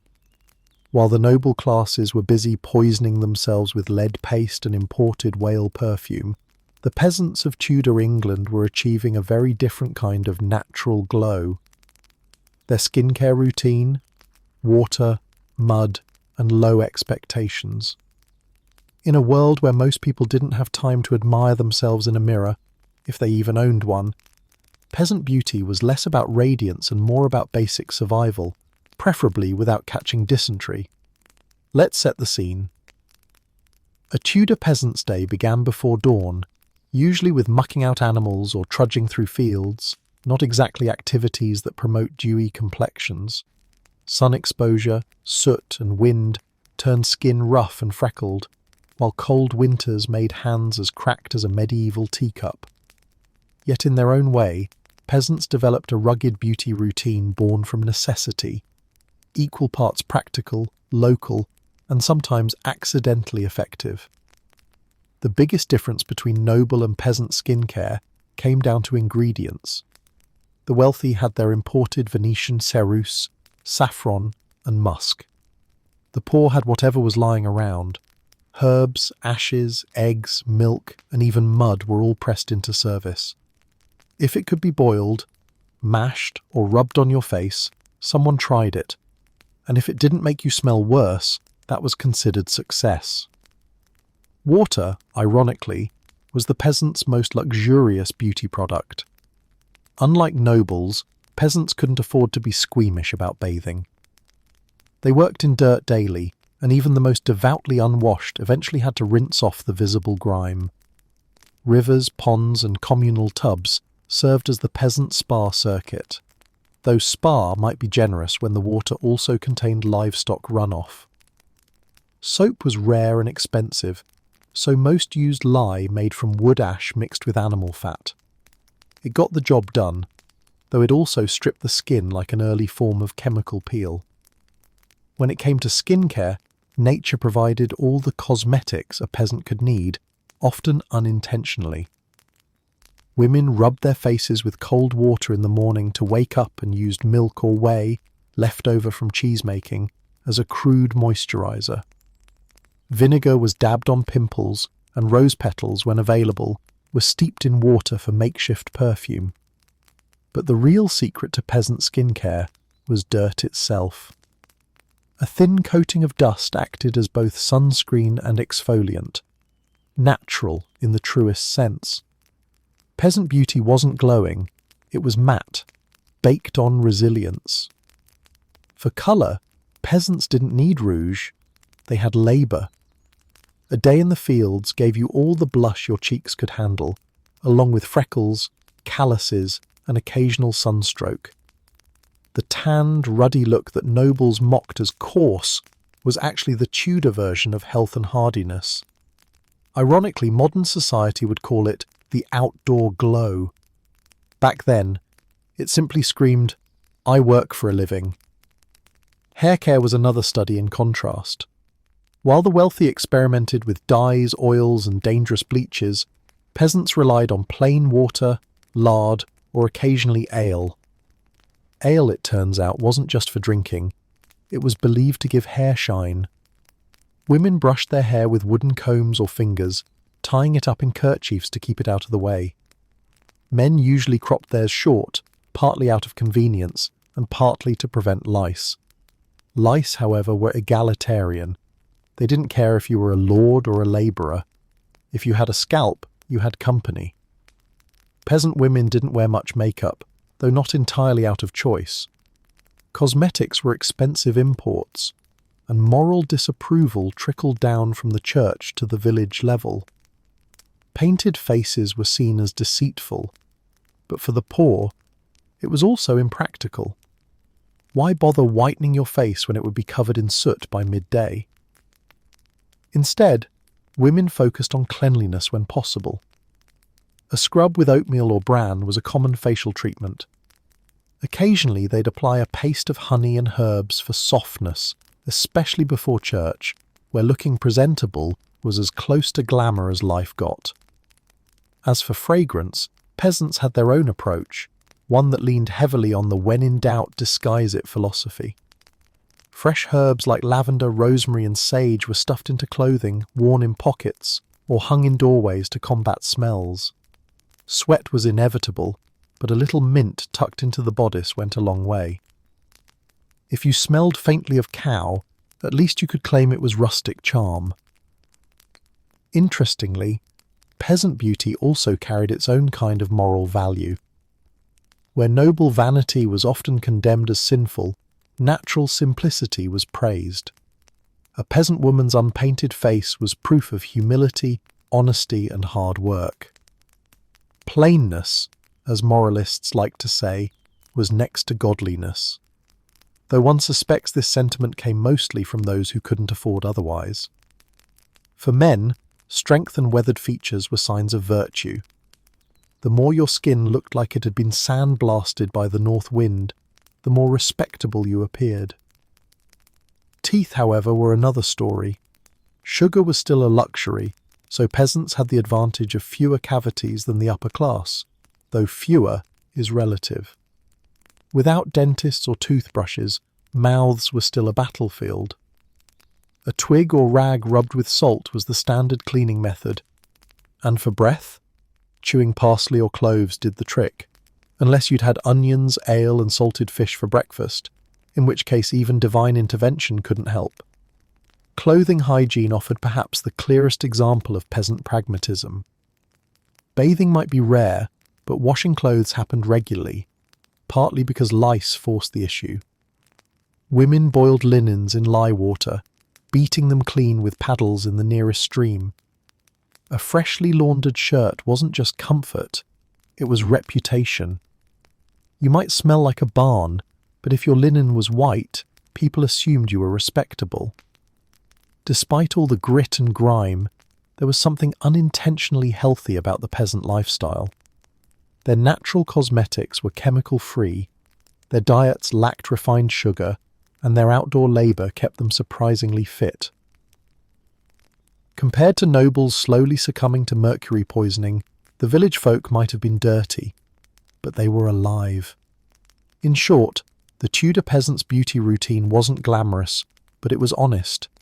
Their faces weren't painted, their hair wasn't perfumed, and their skin wasn't dissolving under foreign toxins. Their hands were calloused, their brows sunburned, and their smiles tooth-challenged. But their beauty was real, earned, not applied. While nobles powdered their faces into oblivion, peasants let nature do the work, whether it wanted to or not. Their look wasn't Renaissance radiance, it was perpetual survival. No imported creams, no gilded mirrors, just a dash of river water, a sprig of rosemary, and a prayer that it wouldn't rain during laundry day. Because at the end of the day, Tudor peasants understood a truth their betters never did. True beauty fades, but dirt is forever. In Tudor England, you didn't have selfies. You had oil paint, gold leaf, and an artist willing to pretend you didn't look like you were dying of mercury exposure. Portraits weren't just records of appearance. They were declarations of power, personality, and wishful thinking. Beauty might fade, but a flattering portrait could make you immortal, and considerably better looking than you ever were in life. Portraits were the Tudor version of Photoshop, except it took 6 months and cost a cow. The Tudors lived in an age obsessed with appearance, but mirrors were rare, small, and expensive. Most people saw their faces only in rippling puddles or polished metal. Portraiture was the closest thing to seeing yourself through someone else's eyes. Ideally, someone with a good brush and no moral objections to lying. In a world where reputation was everything, portrait artists were not painters, so much as spin doctors with pigments. The art form reached new heights under the Tudors, especially at court. Henry VIII understood the political value of an image long before Instagram made it mainstream. His portraits projected might, masculinity, and the subtle suggestion that his codpiece deserved its own heraldry. The man himself was broad, aging, and limping, but in Hans Holbein's famous painting, he stands as a colossus, hands on hips, legs apart, jaw firm, eyes radiating royal menace. It's less a portrait and more a brand campaign. No wrinkles, no fatigue, no hint of gout, just unshakable power, rendered in oil and ego. Everyone took notes. Portraits of noble women followed strict beauty conventions: pale skin, delicate lips, fine arched brows, and a perfectly oval face. The point wasn't to capture individuality, but conformity, a kind of visual checklist for virtue.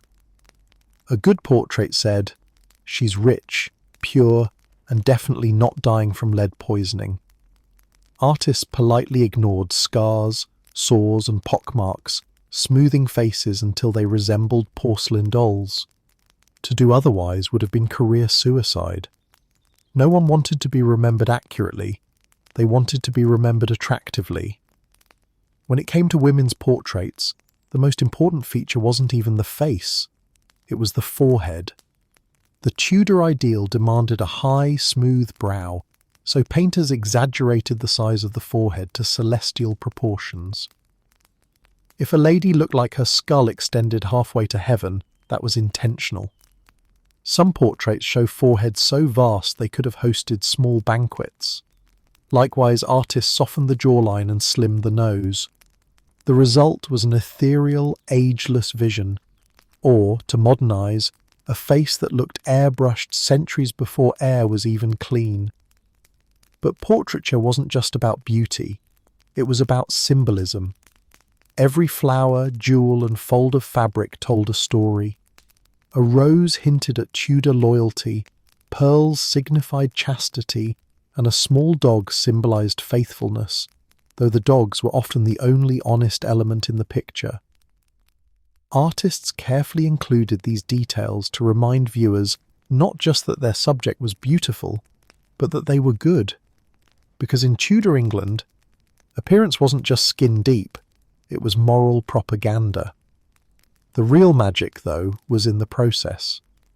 A sitting could take hours, sometimes spread over multiple days. The artist would sketch the face and figure first, then complete the rest in the studio, often referencing mannequins dressed in the sitter's clothes. This meant that while the face might be somewhat accurate, the body was often a total fabrication, the Tudor equivalent of using someone else's vacation photos for your dating profile. Once the sketch was approved, after many polite complaints and quiet bribery, the painter went to work layering pigments. Portraiture was slow, expensive, and smelly. Oils and varnishes filled rooms with fumes strong enough to make both artist and subject lightheaded. But the result, a luminous, idealized version of reality, was worth the headaches. Elizabeth I perfected this art of visual myth-making. Her portraits weren't just likenesses, they were political weapons. Each painting presented her as something larger than life, part goddess, part saint, part celestial body. In the rainbow portrait, she appears ageless, her gown embroidered with eyes and ears, a not-so-subtle reminder that the Queen saw and heard everything. In another, she stands upon a map of the world, her hand resting possessively over the Americas, a subtle hint that divine beauty and imperial destiny shared the same palette. By Elizabeth's later years, the Queen's real face had become a closely guarded secret. Artists were forbidden to paint her unflattering. Anyone who attempted to depict the truth, the sagging skin, the missing teeth, the weary eyes, risked prison. Instead, they were instructed to use the mask of youth, an official template that flattened her features into eternal perfection. Every portrait of her looked the same, ageless and radiant, like a Tudor wax figure. The irony, of course, was that while Elizabeth was immortalized in paint, the poisons beneath her cosmetics were slowly killing her. For the wealthy, commissioning a portrait was an act of immortality. It froze you at your most prosperous, elegant, and socially relevant moment, long before gout, scandal, or childbirth could ruin the effect. Portraits were also tools of negotiation. Sent abroad for marriage proposals, they acted as visual resumes. Many a foreign suitor fell in love with an image that bore only a polite resemblance to the bride-to-be. One can only imagine the disappointment when the reality arrived, accompanied by her favourite jar of lead paste. Meanwhile, the middle and lower classes rarely appeared in paint at all. Portraits were expensive. The average cost could equal a year's wages. If you were lucky enough to be immortalized, it meant you'd either married well, joined the clergy, or stolen from the treasury. Ordinary people's faces vanished into history, leaving us only the smooth, powdered, and politically approved visages of the elite. The Tudors didn't preserve reality, they curated it. For artists, survival meant balance. Paint too truthfully, and you risked offending your patron. Paint too flatteringly, and everyone would know you were lying. Yet exaggeration became the industry standard. Portraiture was a courtly collaboration, half artistry, half conspiracy. Painters became accomplices in the great Tudor illusion that beauty equaled virtue and power equaled perfection. In truth, these portraits weren't depictions of people, they were depictions of ideals. The glowing skin, the golden hair, the ornate gowns, all painted declarations that their subjects belonged to a divine order, untouched by decay. Behind the pigment, though, were wrinkles, scars, and a world of imperfections hidden by brushstrokes. Still, no one complained. To live beautifully was impossible. To be painted beautifully was immortality. A portrait promised what life never could, a face unchanging, forever admired. The Tudors couldn't conquer time, but they could commission it to make them look fabulous. So when you walk through a Tudor gallery today, remember, those serene faces, those luminous eyes, those divine complexions, they're not lies. They're wishful thinking rendered in oil and flattery, and just like every modern filter, they whisper the same eternal truth. History, like beauty, has always been carefully edited. In the Tudor court, beauty wasn't just skin deep, it was social currency, and every powdered face was a battlefield. Behind every alabaster forehead and ruby lip lurked secrets, rumours, and backhanded compliments sharp enough to draw blood.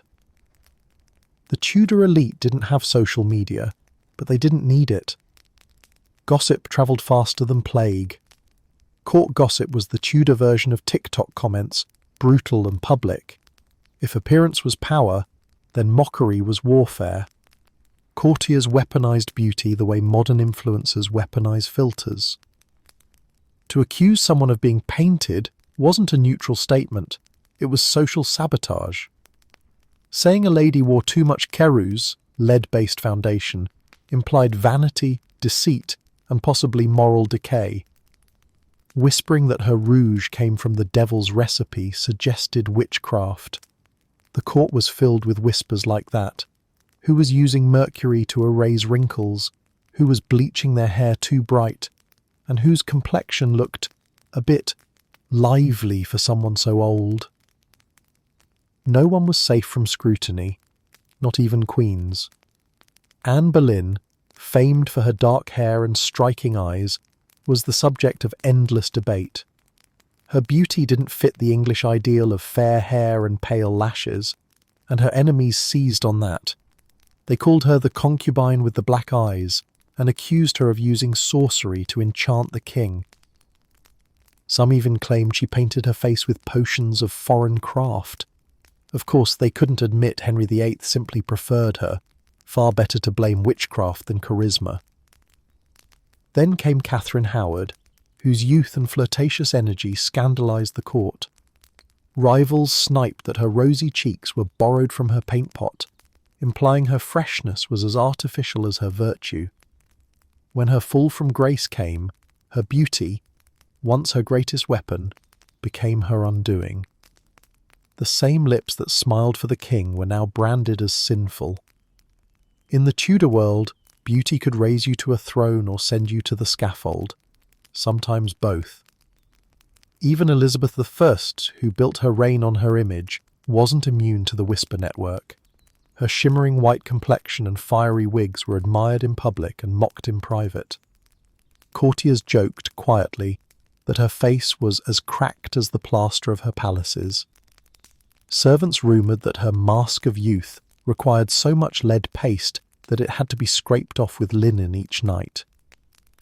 One particularly brave foreign ambassador even reported that her teeth were dark and her breath less than sweet. He was never invited back. Among noble women, the beauty arms race was relentless. A slightly smoother forehead or rosier cheek could provoke envy that bordered on treason. The tiniest cosmetic innovation spread like wildfire. Lady Pembroke whitens her face with eggshell water, one lady whispered. Ah, another replied, to hide what age cannot. Compliments were daggers with lace edges. Some of the juiciest gossip centred on cosmetic recipes. Women guarded their secret mixtures as fiercely as state documents, and rumour-mongers delighted in exposing them. The Countess of Oxford distills her own ceruse, someone might murmur. From Venice? No, from her chamber pot. In an era when every lady claimed to be naturally fair, the revelation that someone used heavy paint was like catching a celebrity without makeup. Scandalous, humanising, and deliciously public. Men weren't exempt either. A courtier who overdid his perfume or curled his hair too carefully risked ridicule. He smells like a brothel's saint, one wag said of a particularly fragrant gentleman. Even Henry VIII wasn't spared in private gossip. By his later years, bloated, ulcered, and perpetually angry, the king was whispered about as a mountain of lard with a crown. Not even divine right could save him from the roast. Perfume was another source of intrigue. Who smelled of true ambergris and who reeked of counterfeit civet? To arrive at court with an unfamiliar scent was to invite speculation. Did you smell Lady Arundel? I swear she's wearing musk from France, or from the stables. Fragrance became a way to flaunt wealth and status, but also a battlefield of imitation. Using the Queen's preferred scent without permission was a dangerous form of flattery, the olfactory equivalent of stealing her tiara. The gossip extended to wigs too. Since wigs were both fashionable and necessary, thanks to rampant hair loss, they became gossip fodder. If your wig was too red, you were accused of copying the queen. Too blonde, and you were trying to seduce the foreign ambassadors. Too new, and people whispered about what accident had forced the replacement: lice, burns, or something more scandalous. It was said that one lady's wig slipped during a dance, exposing her bald scalp and social doom in a single horrifying moment. The court didn't forget. The gossip lasted longer than her reputation, but court gossip wasn't just cruel, it was political. Rumours about a woman's appearance could be used to undermine her alliances.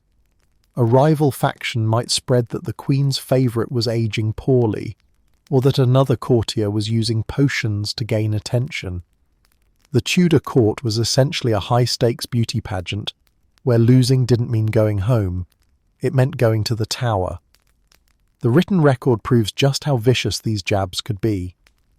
Letters, diaries, and ambassadorial reports all hum with commentary on appearance. Venetian envoys described English ladies as painted to resemble wax figures. Spanish ambassadors called the men vain as peacocks. Even playwrights got in on the fun.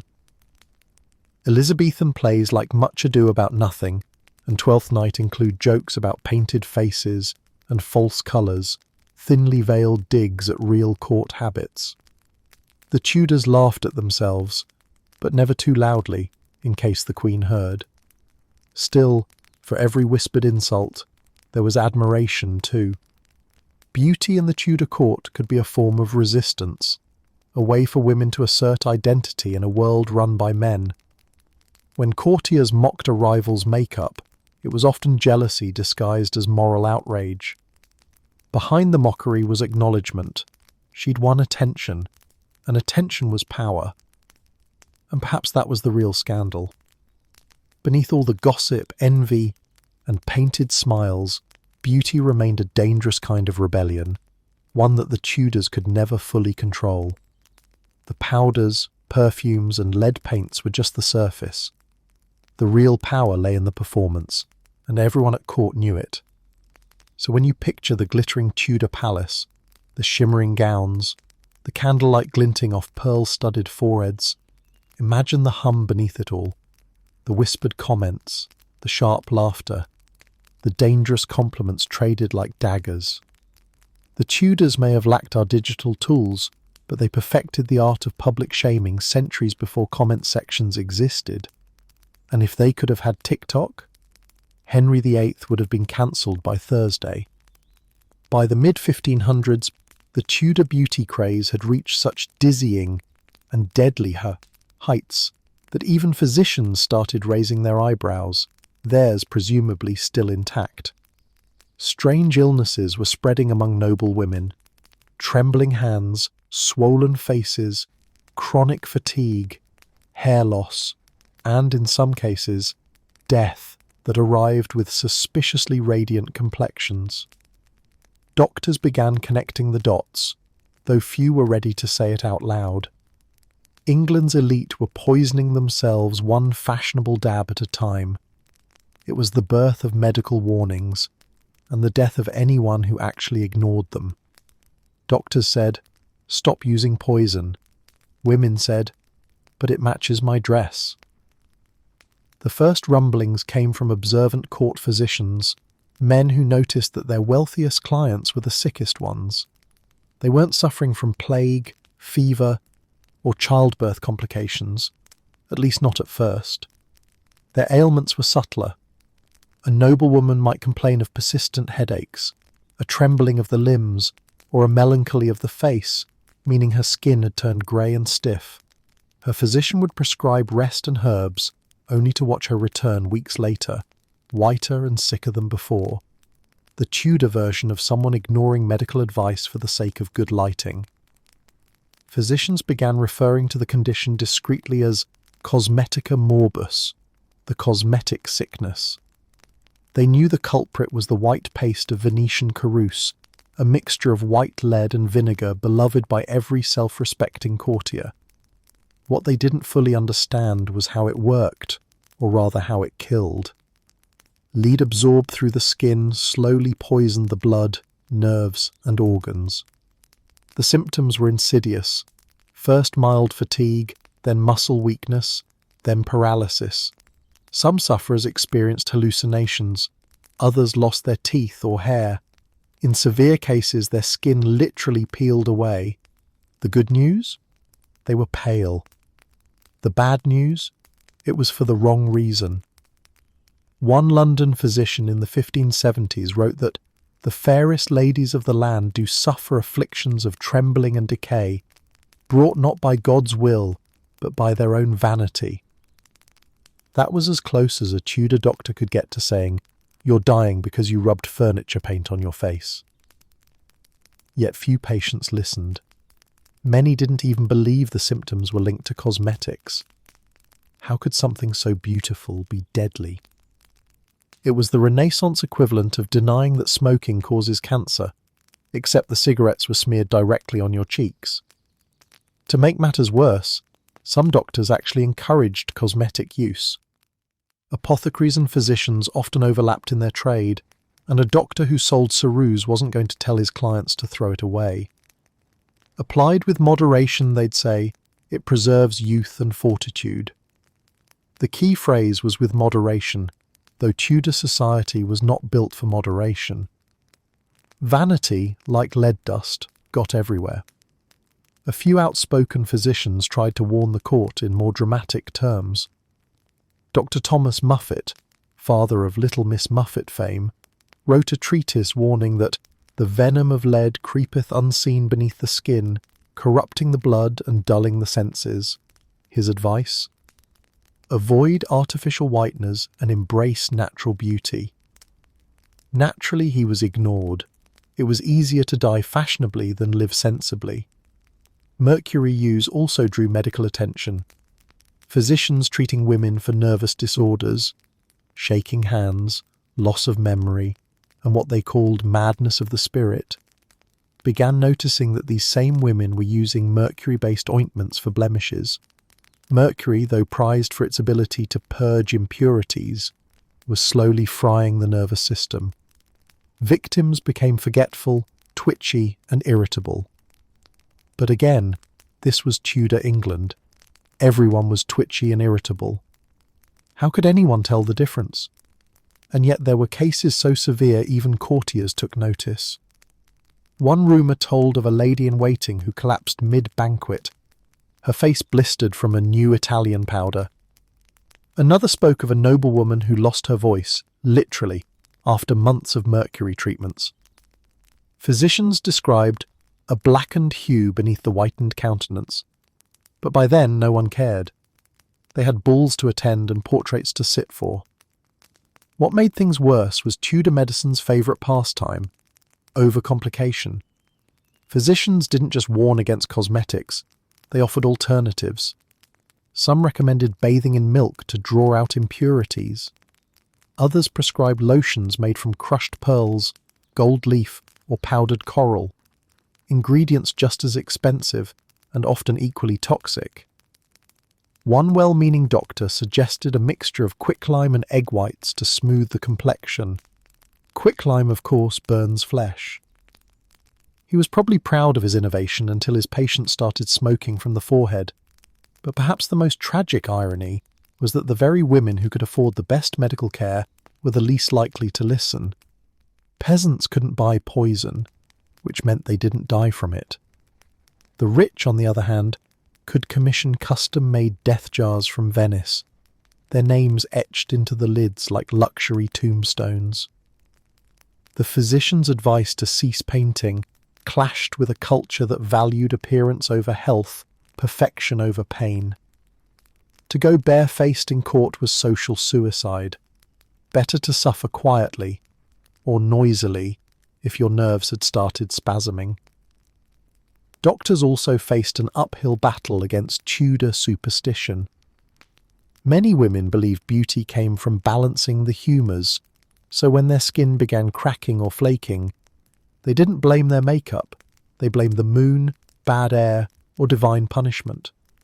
Some even doubled their cosmetic use, convinced they were curing a dry humour rather than accelerating lead necrosis. To a Tudor mind, a pale complexion was proof of health and holiness, so the sicker they looked, the more perfect they felt. By the 1580s, a few forward-thinking scholars began suggesting that beauty itself was a disease. In a scathing pamphlet titled A Mirror for Painted Faces, one anonymous writer warned that women buy their ruin with silver pots and gilded poisons. He wasn't wrong, but like every moral reformer in history, he underestimated humanity's commitment to bad decisions wrapped in shiny packaging. The Tudor elite treated medical warnings the way modern people treat side effect labels, as polite suggestions. For every doctor who begged them to stop, another painter was immortalizing their pale, gleaming faces for eternity. If the mirror said they looked divine, what did a physician know? After all, he didn't even have a portrait hanging at court. And so, the slow parade of powdered corpses continued. Doctors studied their symptoms, wrote their warnings, and watched them go unheeded. The allure of beauty was stronger than the fear of death. Lead, mercury, and vanity, the unholy trinity of Tudor skincare, claimed victims quietly, elegantly, and photogenically. By the time the century turned, even the physicians had given up preaching. "Let them be pale," one doctor sighed, "for they have chosen their heaven already." Because in Tudor England, beauty wasn't about health, or even about life. It was about legacy. And a legacy, no matter how poisonous, looked best in white. By the dawn of the 17th century, the once glorious Tudor glow was starting to lose its shine, quite literally. The alabaster faces that had dominated court life for decades were now associated less with divine beauty and more with slowly decomposing while alive. The great English obsession with lead-based cosmetics was finally being questioned, not because people suddenly became sensible, but because too many fashionable corpses were piling up to ignore. Turns out, glowing skin shouldn't glow in the dark. After Elizabeth I's death in 1603, England began to change, cautiously, awkwardly, and with fewer powder brushes. The Elizabethan court had made white skin the ultimate status symbol, but her successors inherited more than her throne. They also inherited her mirror, and the unsettling evidence that the look of eternal youth came with an expiration date. The Virgin Queen's own body, embalmed and pallid, had become the final advertisement for the dangers of her favourite beauty secret. For decades, women had trusted Venetian ceruse as the miracle of civilization, the perfect blend of lead carbonate and vinegar that turned the human face into smooth porcelain. But by the Jacobean era, too many doctors, undertakers and widowers were connecting dots. The fashionable elite weren't just pale, they were sickly. "The fairest ladies," one physician wrote, "are those most oft to fall ill of trembling hands and swollen jaws." That was Tudor speak for lead poisoning. In short, beauty was killing people faster than childbirth. And yet, the death of the lead look didn't happen overnight. You can't just tell a generation of people that their entire identity is built on poison and expect them to put down the powder puff. Old habits die hard, especially when those habits make you look 10 years younger under candlelight. For many noble women, the first step wasn't stopping ceruse, but pretending they had. "I use only rice powder now," they'd say, while quietly layering the same old death paste underneath. The English gentry didn't abandon toxic trends, they just rebranded them. Still, change was in the air, along with less lead dust, thankfully. The influence of European fashion began reshaping ideals. From France and the Low Countries came softer looks, rosy cheeks, natural lips, a healthier pallor that suggested vitality rather than embalming fluid. Under James I, court fashion leaned toward ornamentation and colour. Paint was still used, but sparingly, and blush made a triumphant return. Women began dusting their cheeks with beetroot or cochineal powder, actual colour, a small but revolutionary act in an age that had equated alive-looking with uncouth. Part of this shift came from practicality. The old recipes simply stopped working because everyone's skin was already ruined. Chronic sores and discoloration made it difficult to maintain that smooth marble finish. Even the most stubborn beauty devotees began admitting, privately at least, that maybe applying lead vinegar daily wasn't helping. One apothecary in 1615 noted that ladies of fine complexion now prefer powders of chalk and rice, finding them less ruinous to the skin. Less ruinous, a glowing endorsement by early modern standards.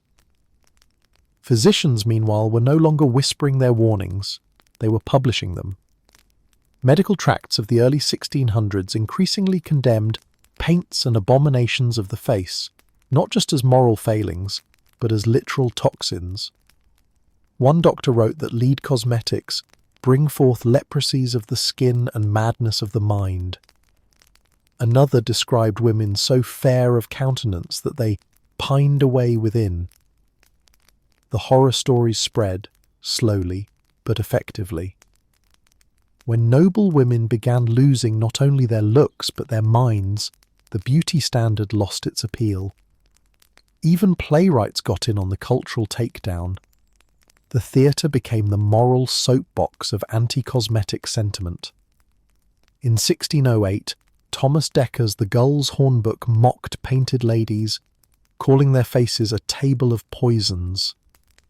Ben Jonson's Cynthia's Revels featured characters who wore artificial visages that literally melted away, a metaphor so on the nose it probably dripped lead. The public was starting to laugh at the fashion rather than admire it, and once something becomes a joke, it's already on life support. The change wasn't purely aesthetic either, it was symbolic. Elizabeth's death marked the end of the Renaissance's gilded self-image and the start of something more self-conscious. The new Stuart court favoured opulence, yes, but it was moral opulence. Pearls, silk, jewels, not chemical warfare disguised as foundation. Beauty moved from the skin to the wardrobe. Where the Tudors painted power onto their faces, the Jacobeans wore it on their sleeves. Of course, not everyone got the memo. Some stubborn holdouts clung to the ghostly look well into the 1620s, claiming that the new trend for natural blush made women look sweaty. These traditionalists refused to believe that their beloved Venetian ceruse, the luxury of queens, could possibly be fatal. "My grandmother used it all her life," they'd say proudly, neglecting to mention that grandmother died at 38. But the economic tides were turning too. Importing Venetian ceruse had always been costly, and as safer powders emerged, apothecaries saw a profitable opportunity. The market adapted. Lead-free cosmetics were suddenly all the rage, though the definition of lead-free was flexible at best. Some manufacturers simply diluted the poison or renamed it alabaster cream, Roman snow, or milk of the lily. In other words, same poison, prettier branding. Marketing, it's eternal. By the mid-17th century, lead cosmetics were no longer a royal staple. French influence, particularly under Louis XIV, pushed the ideal of vibrant skin and expressive eyes over blank-faced pallor. Across Europe, women began favouring rouge and kohl instead of chalk-white masks. The English followed, albeit reluctantly. Those who still insisted on painting themselves white were seen as outdated, even pitiable, the relics of a bygone age of powdered ghosts. The final nail in the coffin came from science itself. Early chemists, the intellectual heirs of alchemists and apothecaries, began isolating and identifying toxic substances. They discovered that lead did not, in fact, nourish the flesh, as once believed. It destroyed it. The language of magic gave way to the language of medicine. Vanity, it seemed, had measurable consequences.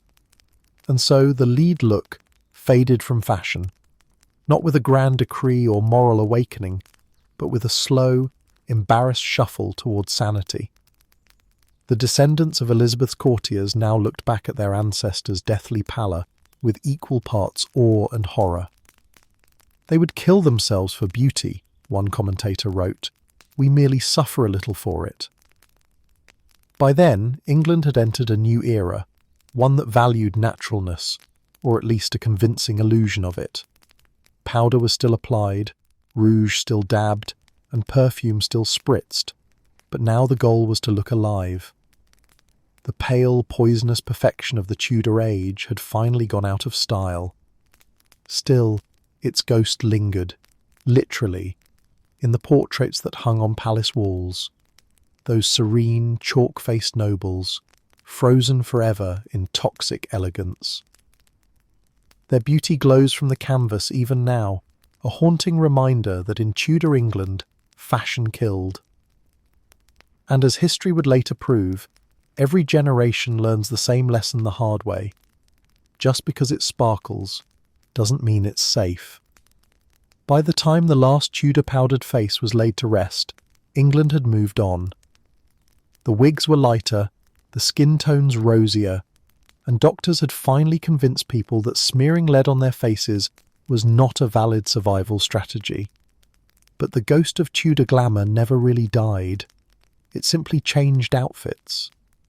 The era's deadly beauty ideals echoed through the centuries like a perfectly coiffed haunting. The Tudors may have perished from their powders, but their legacy lives on every time someone filters a selfie or risks mild poisoning for the perfect glow. Tudor women walked so Instagram filters could run. The Tudor obsession with whiteness, not moral but dermatological, endured long after the dynasty ended. Pale skin remained shorthand for wealth and refinement well into the Georgian and Victorian eras. Even as science marched forward, vanity lagged behind, dragging its lead-streaked heels.